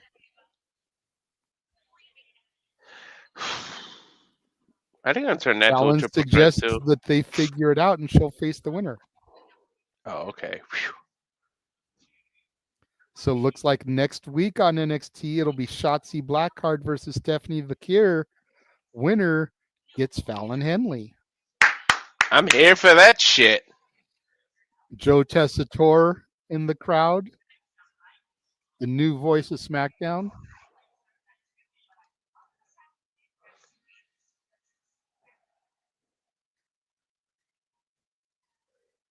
And there is the ruler of NXT, the big bad Oba Femi. Ooh, so that's what's next? Your current NXT champion, Trick Willy Wonka, Trick Williams. And we still don't know the situation of Eddy Thorpe. Will it still be a triple threat? Will he still be involved? We don't know. Trick's music is hitting, so we are now going straight into that match. I mean, I guess I'll leave it as the better as triple threat, but we don't know. I like it. Oh yeah, man.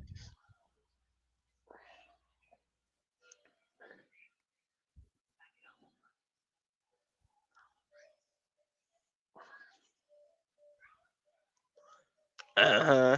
The entire Shrine Auditorium chanting "Whoop that Trick." Dude, he's over like Rover.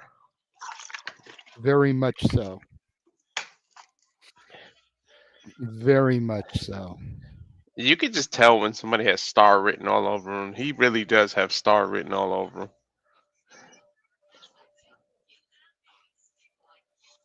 Some people just have it, and Trick is definitely has it. Most definitely. But I mean, look at Oba Femi too. Shit, that's a. Yeah. I mean, there's a part of me that's kind of glad this looks like it's going to be one-on-one. Because if I'm being honest, and this is no disrespect to Eddy Thorpe, but I don't feel like he deserves it. I felt the same way. He hasn't put in the work that Obafemi has, that Ethan Page has, that Sean Spears has, that Josh Briggs has. You know, and it's funny because we made a comment on an NXT watch long a while back. I forget if it was Deadline or if it was another one. The thing came up about how Obafemi reminds me of M'Baku from Black Panther. They just did a thing yesterday, I want to say it was, about who played the wrestlers, the NXT stars in a movie, and Obafemi was like, "Who's the dude that plays M'Baku in Black Panther?" He's like, "That's who I want playing me." I was like, "I called it." Yes. That's hilarious.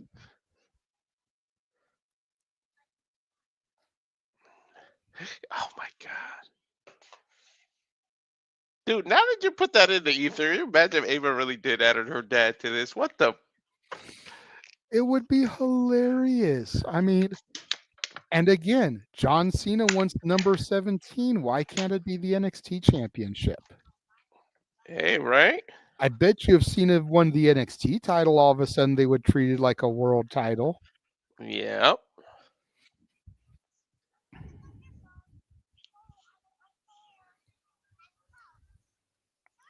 I mean, you might as well count it because you don't count what should count for Rick. So,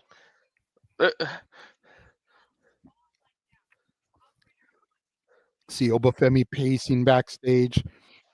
This is rare where the champion for the world title match gets the entrance first and the challenger is going to come out second.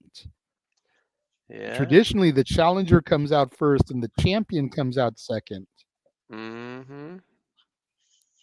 That I don't want to say that's spoiler status, but that really gives me the vibes that Obafemi is going to take it here. They want to see that LA crowd reaction for him and give him the full opportunity TV time to come to the ring. Hey, we already got a new women's champion. Why not the NXT champion, right? Mm-hmm.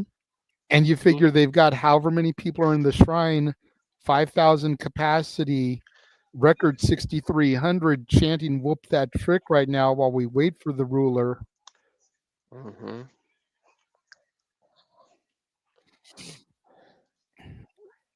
For the first time in 2025, Walter, we're about to enter the Whoop That era.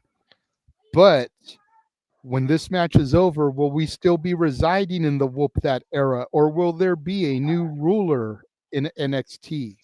Might be the Nigerian era.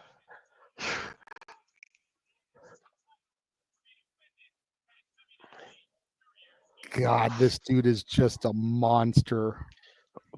Beast. What's hilarious is I bet you that if you talk to him, he's just a teddy bear.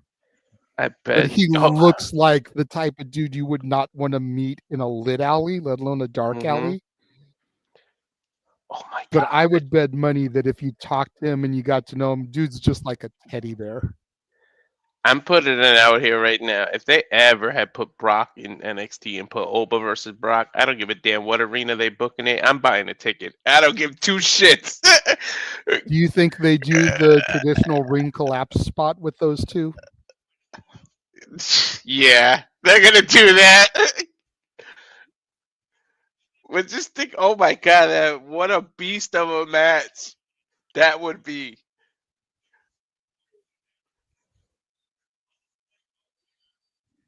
I would so lose my shit if they booked that. Right. I don't give a shit if it's Alaska. I'm going.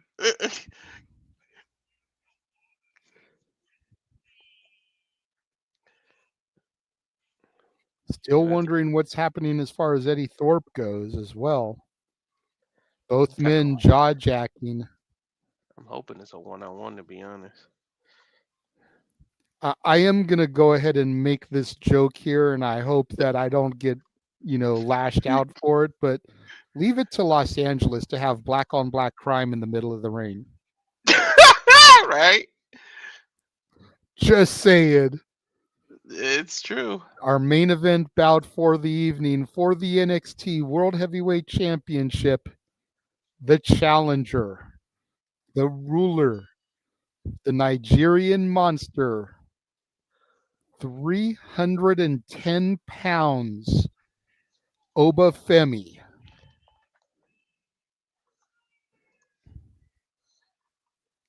And the crowd is really into Oba and his opponent, your current reigning and defending NXT World Heavyweight Champion, 240 pounds, Trick Williams. Let's talk about it, Walter. 240 pounds, big muscle. What did you say? 6'4"? Shit, 6'3"? Trick got a good reaction from the crowd as well, but I'm wondering if Trick is, in over his head here tonight. We have seen him take on some devastating competitors, but Hell I don't yeah. think he has seen anything the likes of Oba Femi yet. I mean, plus the fact that he lost already. He has lost to Ethan Page. He has Mhm. lost to somebody that's nowhere near the size of this dude. So imagine Bell now. rings. We're officially under the way. Collar elbow tie up. Oba Femi backs Trick into the corner. Some shoulder thrusts. Already working on the core, the torso there, but Trick able to use his speed, get out of it after only a couple of shoulder tackles. Another collar elbow tie up. Beautiful. Both men it's as strong and massive as Oba is, neither man really giving an inch here. Nope. Oba turns around, nice gut wrench takedown. Still has his fingers grasped around Trick, has complete waist control. Trick back up to his feet, though. A couple of back elbows to the jaw of Oba Femi. Oba looked like he was going to go for a German, but Trick was able to catch him with a jawbreaker there. Death Valley driver there from Trick Williams gets a 2 count early on Oba Femi. I didn't expect that. Depending on how long the Rock segment is, this match may go 24, 25 minutes here. Yep. I think they did that just to show the strength of Trick Williams with that Death Valley driver, because everyone is assuming that he's outmatched in the strength department by Oba Femi. And the fact that he was able to lift him up on his shoulders and do that, I think they were trying to show people, hey, don't count Trick out. He's got the strength too. Yeah. I think that's why Oba didn't easily dominate those collar elbow tie-ups, and I think that's why he got that Death Valley driver early on. We'll see if he's able to keep that going as the match goes deeper, though. Freaking James.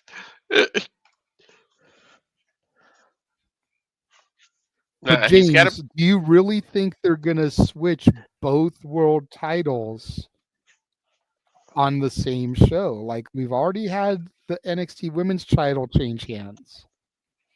Do you really think they're going to do the world title also, the men's title? I'm going to edit because it ain't a triple threat anymore. Well, just don't completely delete that, because if he comes out there and right. his presence felt in this match, then you got to change it back up. But, yeah.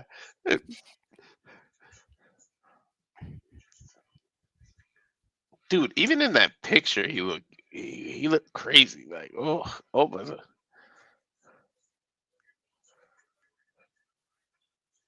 Oba looks like if Kofi Kingston hit the gym a little harder, that's what he would have looked like. Right?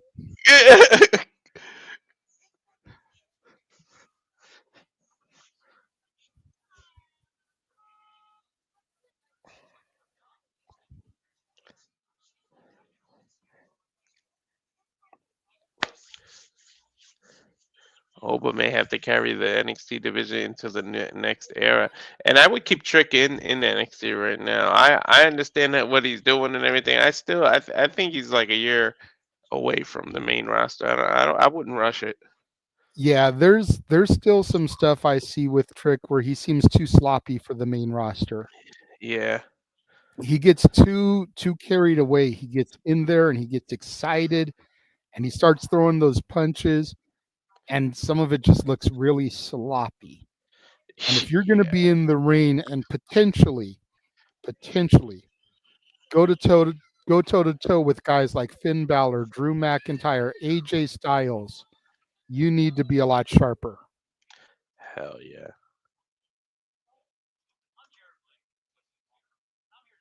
I wouldn't mind an AJ Styles Trick Williams match though.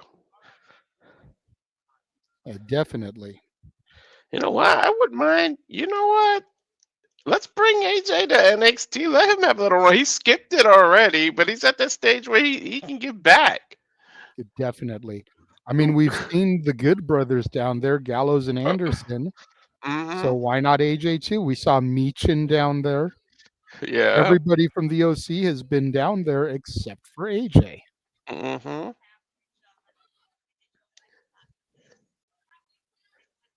I could see that belt around AJ too. That'll be such a good looking thing. Especially with the big X like they have, it would look reminiscent of the old X Division Championship on him. But of course, we saw this past week on SmackDown the cash in from Tiffany Stratton. It is now Tiffy time. What is in store for the new WWE Women's Champion? U.S. title is going to be on the line as LA Knight challenges Shinsuke Nakamura. Cody Rhodes and Kevin Owens coming to a heads live from Portland, Oregon. Make sure you tune in at 8/7 Central on Friday to your local USA providers. I hope they do well this time by Shinsuke. Can we get more title defenses and let's elevate this? Don't go back down that path. Showing what happened during the commercial break, and here's Eddie Thorpe coming through the backstage area with a chair in hand. Oh, Lord have mercy. Trick Williams trying to get a little bit of crowd reaction here, trying to break from Femi. Trick goes up and over the shoulder. Oba tries to spear him, but he ends up running into the turnbuckle. And this is what Trick Williams needs to get him some of that distance, get him a little bit of a break, try to get some momentum on his side. Trick to the middle rope, but so quickly, Femi's got his bearings back about him. Femi now going up after Trick. Oof!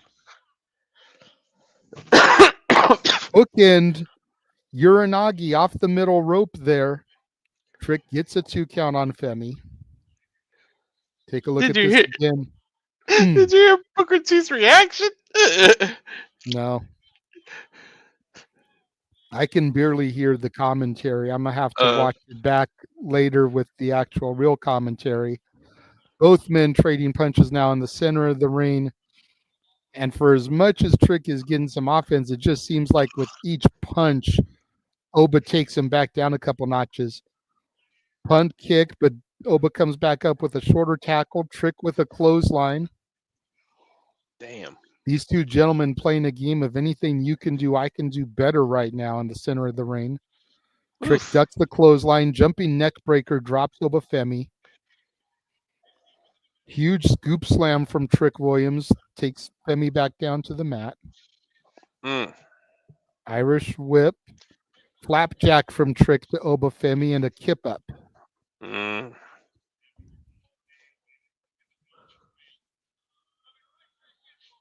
Trick trying to get the crowd to chant, whoop that Trick. Trick needs to stay on top of Femi. Why is he letting Femi get to his vertical base? Goes for the trouble in paradise, but he gets caught. That's part of the mistakes that he makes now. Then he got hoisted after he got going for caught. a pop-up power bomb there, but Trick turned it into a DDT. There's the trouble in paradise. Shades of Kofi Kingston, hooks the leg, gets one, gets the two. Femi kicks out.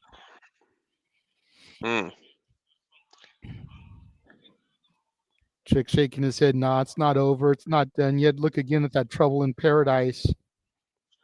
What the hell was Eddie Thorpe? Didn't he like tease him with a chair a second ago? Like, what the hell happened? We did see him backstage. We don't know what happened. He's trying to make his way to the ring.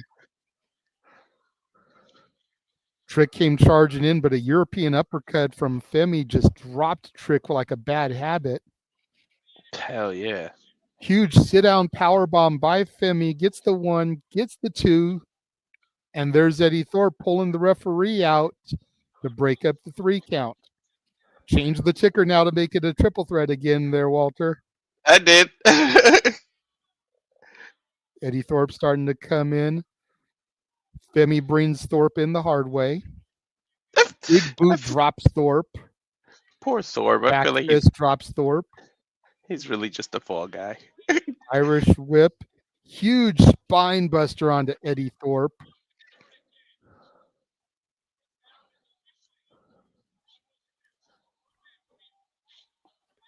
Just chucks Thorpe across the ring. You mentioned Thorpe is just the fall guy. That gives Trick a claim, though. If Femi can beat Thorpe here, Trick can get his rematch, say that Femi never beat me.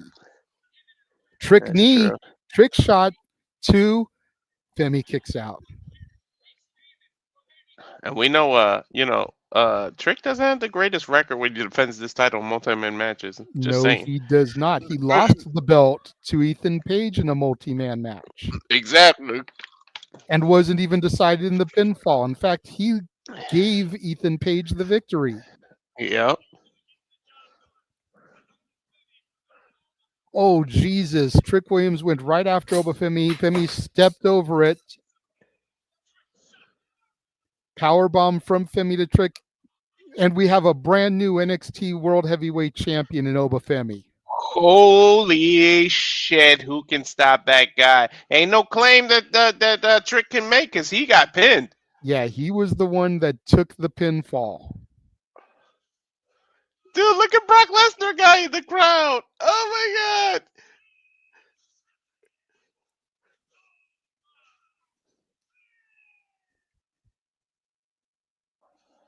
Look at this again. Sit out powerbomb from Trick, only got a 2 count. There was the pull out from Eddie Thorpe, bringing him back into this matchup. There's the Trick shot. Got Trick only a 2 count. But then Trick was going after Femi. Trick ran into the chair, stumbled into Femi, popped up powerbomb.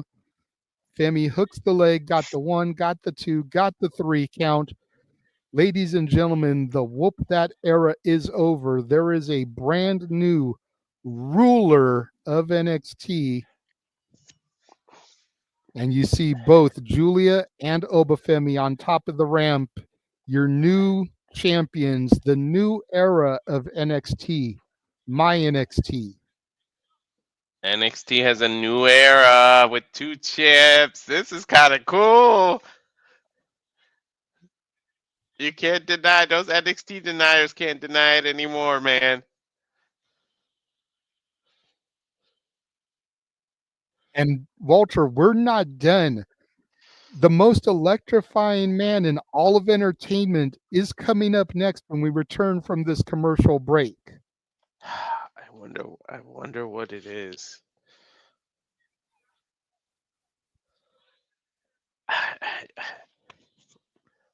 What is it that he didn't say yesterday that he saved for NXT? I don't know. That's what scares me. All right, or maybe he's announcing something for Ava. I don't know.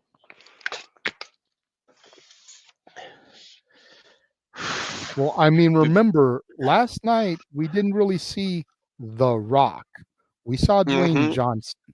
Yep, I said it. Yeah, we definitely saw Dwayne Johnson, not The Rock at all. I think we're gonna get Dwayne Johnson here again tonight, Mhm. right now. But to Yeah, your point, what is Dwayne going to say? I have no idea. I know the crowd's gonna be in the palm of his hands, like always. Of course. When isn't the crowd in the palm of his hands? Right, right. Are they doing picture in picture? Oh, I didn't even realize it was picture in picture.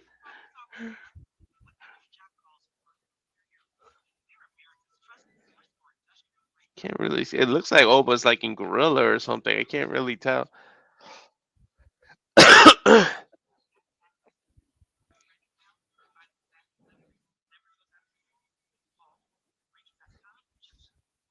I'm a little pissed off that that's in picture in picture. You could have showed us that.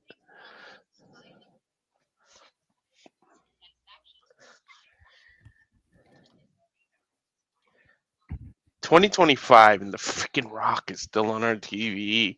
Triple H is taking over. Like, I love wrestling right now. Yeah.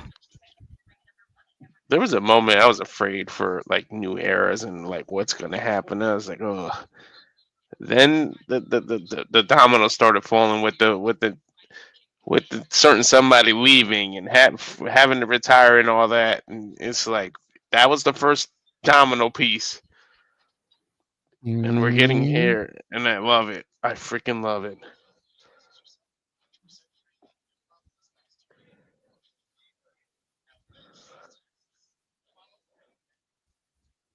dude. And if we come back from commercial in like 1 or 2 minutes, the Rock's got over 13 minutes to just go out there. yep. And I mean, him, you can't give The Rock just like 5 minutes. of course not. It takes 5 minutes You've for got his to give entrance The Rock alone. time.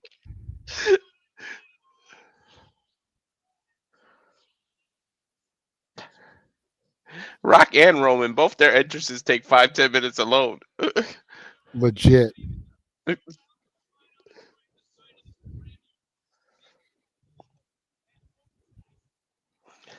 Next week, the Meta Girls will meet the Unholy Union.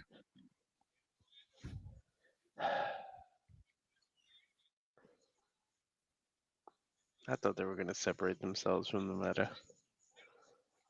Axiom and Frazier will put their titles on the line. I'm really looking forward to that one right there, that NXT tag team.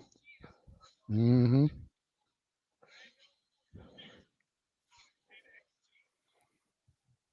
If OTM doesn't do it, then I Here we really don't know go. who the Walter. hell is going to beat Frazier. The lights are out. Uh-oh. Goosebumps.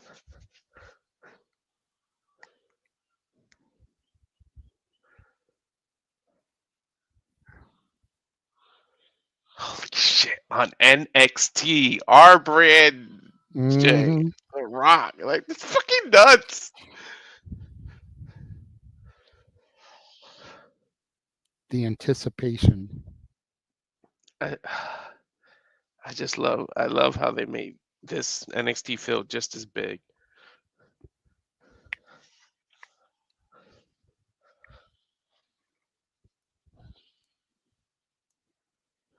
Wow. And there he is. The final boss has arrived in NXT. Again, showing off those massive arms and the goosebumps that rise up on them every time he steps through that curtain. I don't have a massive arm, but I got goosebumps. I got massive arm, but it's because it's fat, not muscular.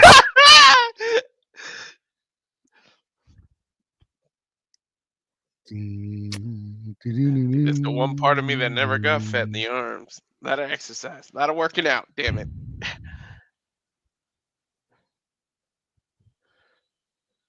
Fucking Noah's not here to control us.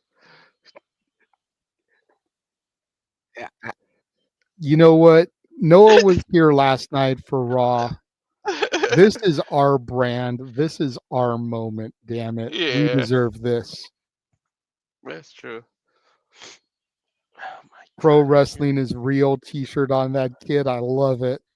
Rock took a moment to acknowledge him. Hell yeah. This is why I still say we're getting Dwayne. Like, he's taking time to acknowledge the fans at ringside. The final boss wouldn't give a shit. Hell no. This I is still can't- Dwayne The Rock Johnson. And again, we saw Triple H and Nick Khan in the audience earlier. Not near as star-studded here as it was for Raw, but also a lot smaller venue. Yeah. I hope he addresses whatever he gave. It could be anything, though. Fuck.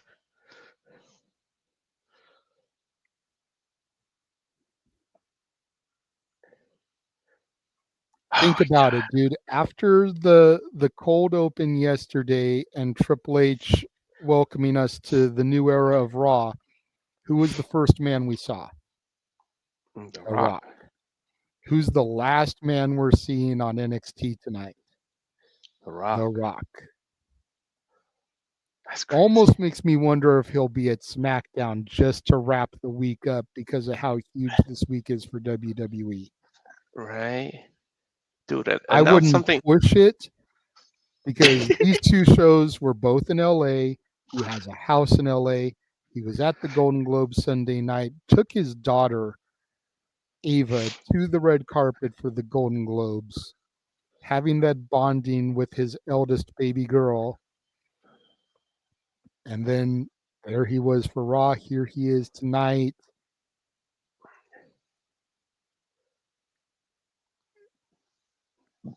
I love you, Jeff, but fuck you.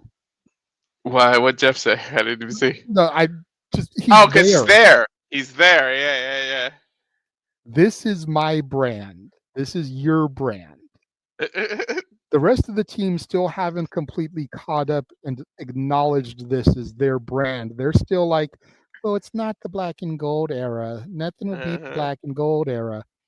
Did the black and gold era have The Rock? Right? Did the black and gold era have The Undertaker coming to visit? Shit. I don't think so. Dude, he hasn't even lifted the mic to his freaking mouth yet. What the hell? Listen to these people.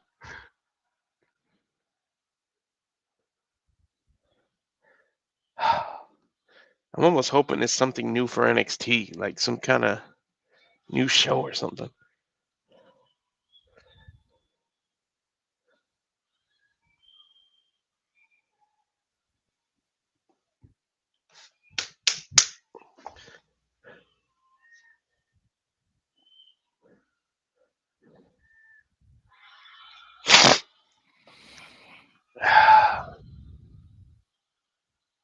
He's Crowd still- chanting NXT. He still hasn't spoken a fucking word. No.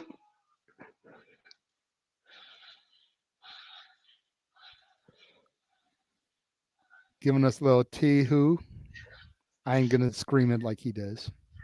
I haven't even seen the movie, actually.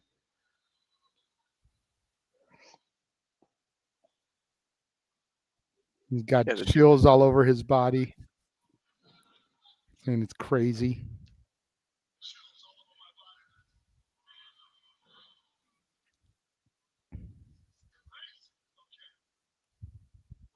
Even he's saying it's crazy, acknowledging how the crowd is in NXT. Ava warned him. God, the entire capacity crowd of the Shrine just chanting Rocky's name. Rocky, this is the CW. You can't cuss. I know. I think that's at least 2 F-bombs. You know, there'll be a Twitter. On Twitter, there'll be an uncensored version.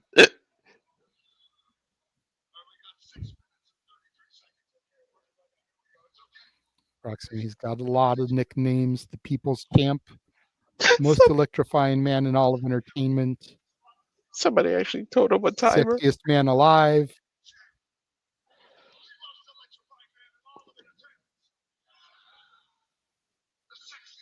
The jabroni beaten, pie eaten, trailblazing, eyebrow raising.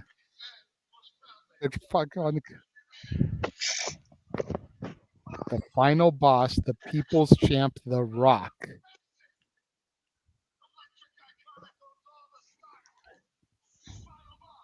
Okay, where are we going, Rocky? Owns all the stock. Damn. He ain't never lied.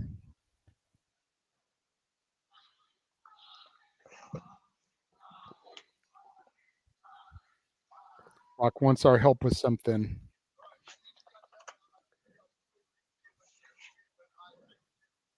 Rock talking about this time last year, everywhere he went,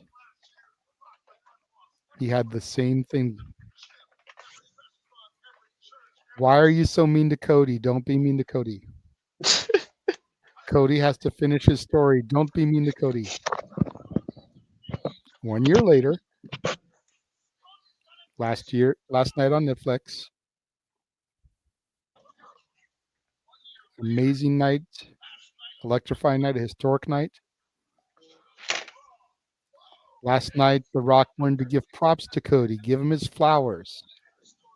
He's been kicking ass, carrying the company on his shoulders. And what did they say? You can't be nice to Cody. You can't be nice to Cody. Don't drink tequila with Cody.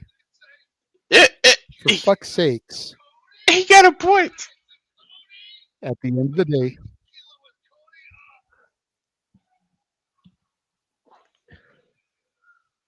The Rock is the final boss, thinking 20 steps ahead. So the best thing for them to do is to know their role and shut their mouth and enjoy the ride. Wow. The Rock is cerebral. He knows what he's doing. It's true.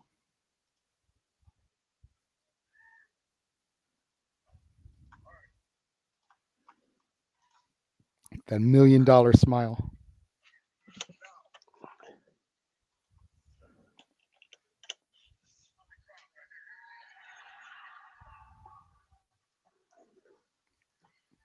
Don't start goofing up now, damn it. It's because somebody's giving him a timer.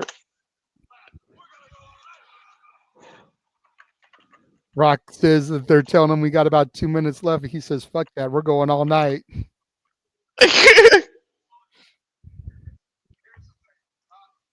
Apologizes for the language.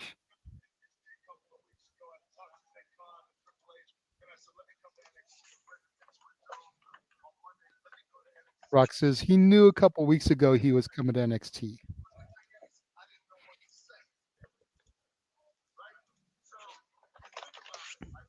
He just didn't know what to say when he got here.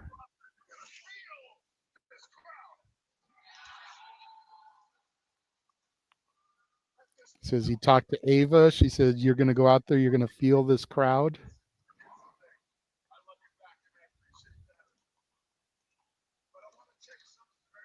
Don't start acting up now.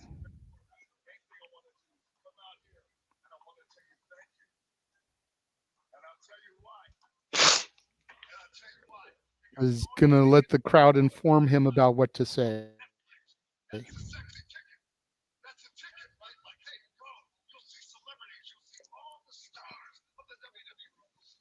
I may need you to jump in here, Walter. My feed is goofing up now. I'm a little behind you too. The Shrine in Los Angeles.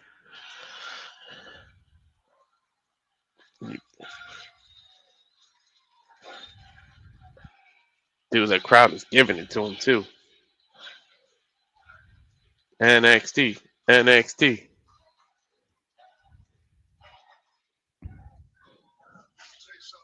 Let me tell you something. These chills can't stop. You got to go to that show, but you got to come in here. It's easy to go to the place that comes out to the stars. It's not easy to talk to the place that's here. Oh, whoever's on that censor button is working overtime. How important you are, how critical you are to this whole thing.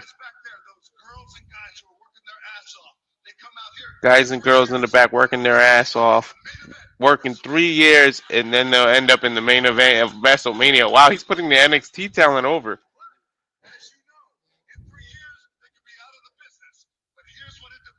But as you know, in 3 years, they can also be out of the business. It all depends on how you guys react. He's telling the crowd their role. I wrestled in Memphis as Flex Cabana. Yep, Flex Cabana, one of The Rock's old gimmicks. He said, I know what it's like when the crowd doesn't react at all. But I will always come back home to you. WWE and NXT, I love you if you smell what The Rock is cooking. Wow, they actually cut him off.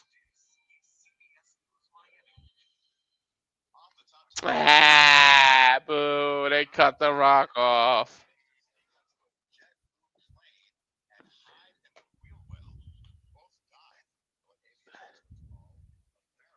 The Rock went over a little, but he pretty much just put over the fans and their reaction to, and how they're central to what they do.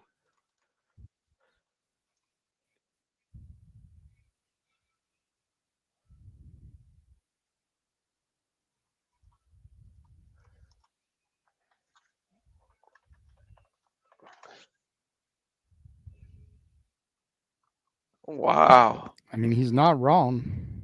He's not wrong at all. He just put the whole roster in the NXT over too, man. Holy shit. He basically went out there to put the future out over. It's good on him. That's what a man of his position should be doing.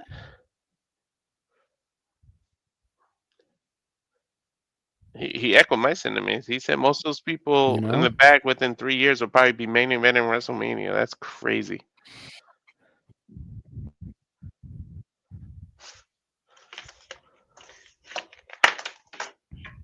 I mean, that's NXT though.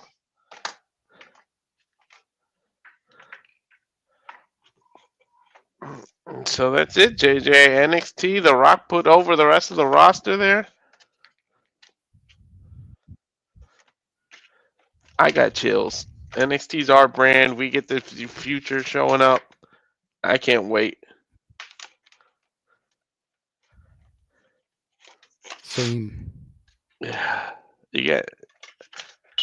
At least you didn't get any issues until the end there, huh?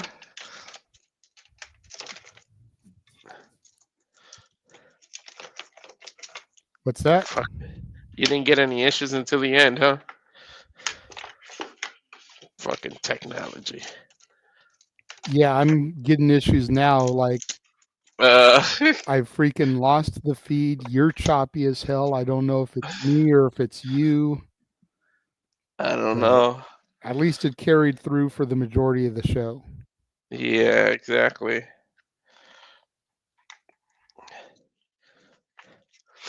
So what did you think of the show, though?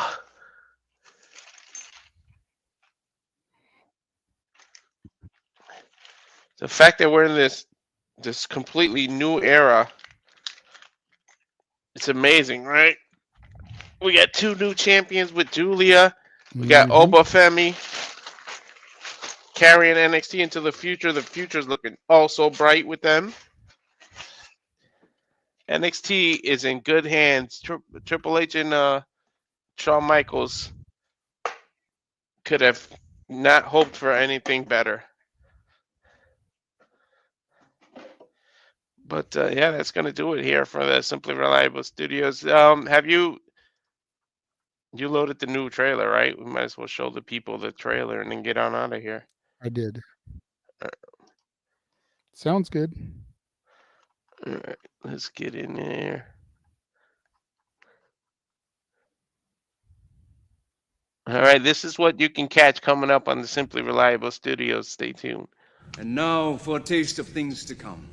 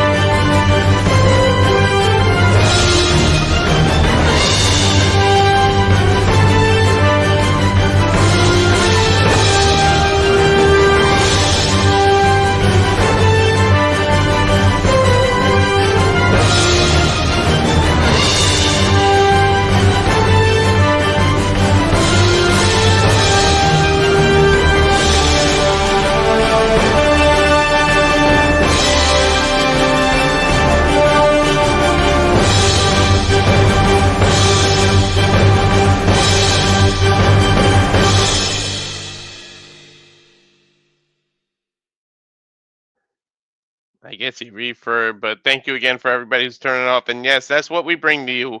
All the professional wrestling and other combat sports and all of the sports as the Simply Reliable Studio is expanding. We thank you all. We love you all. Everyone, please be safe. Have a great night, folks.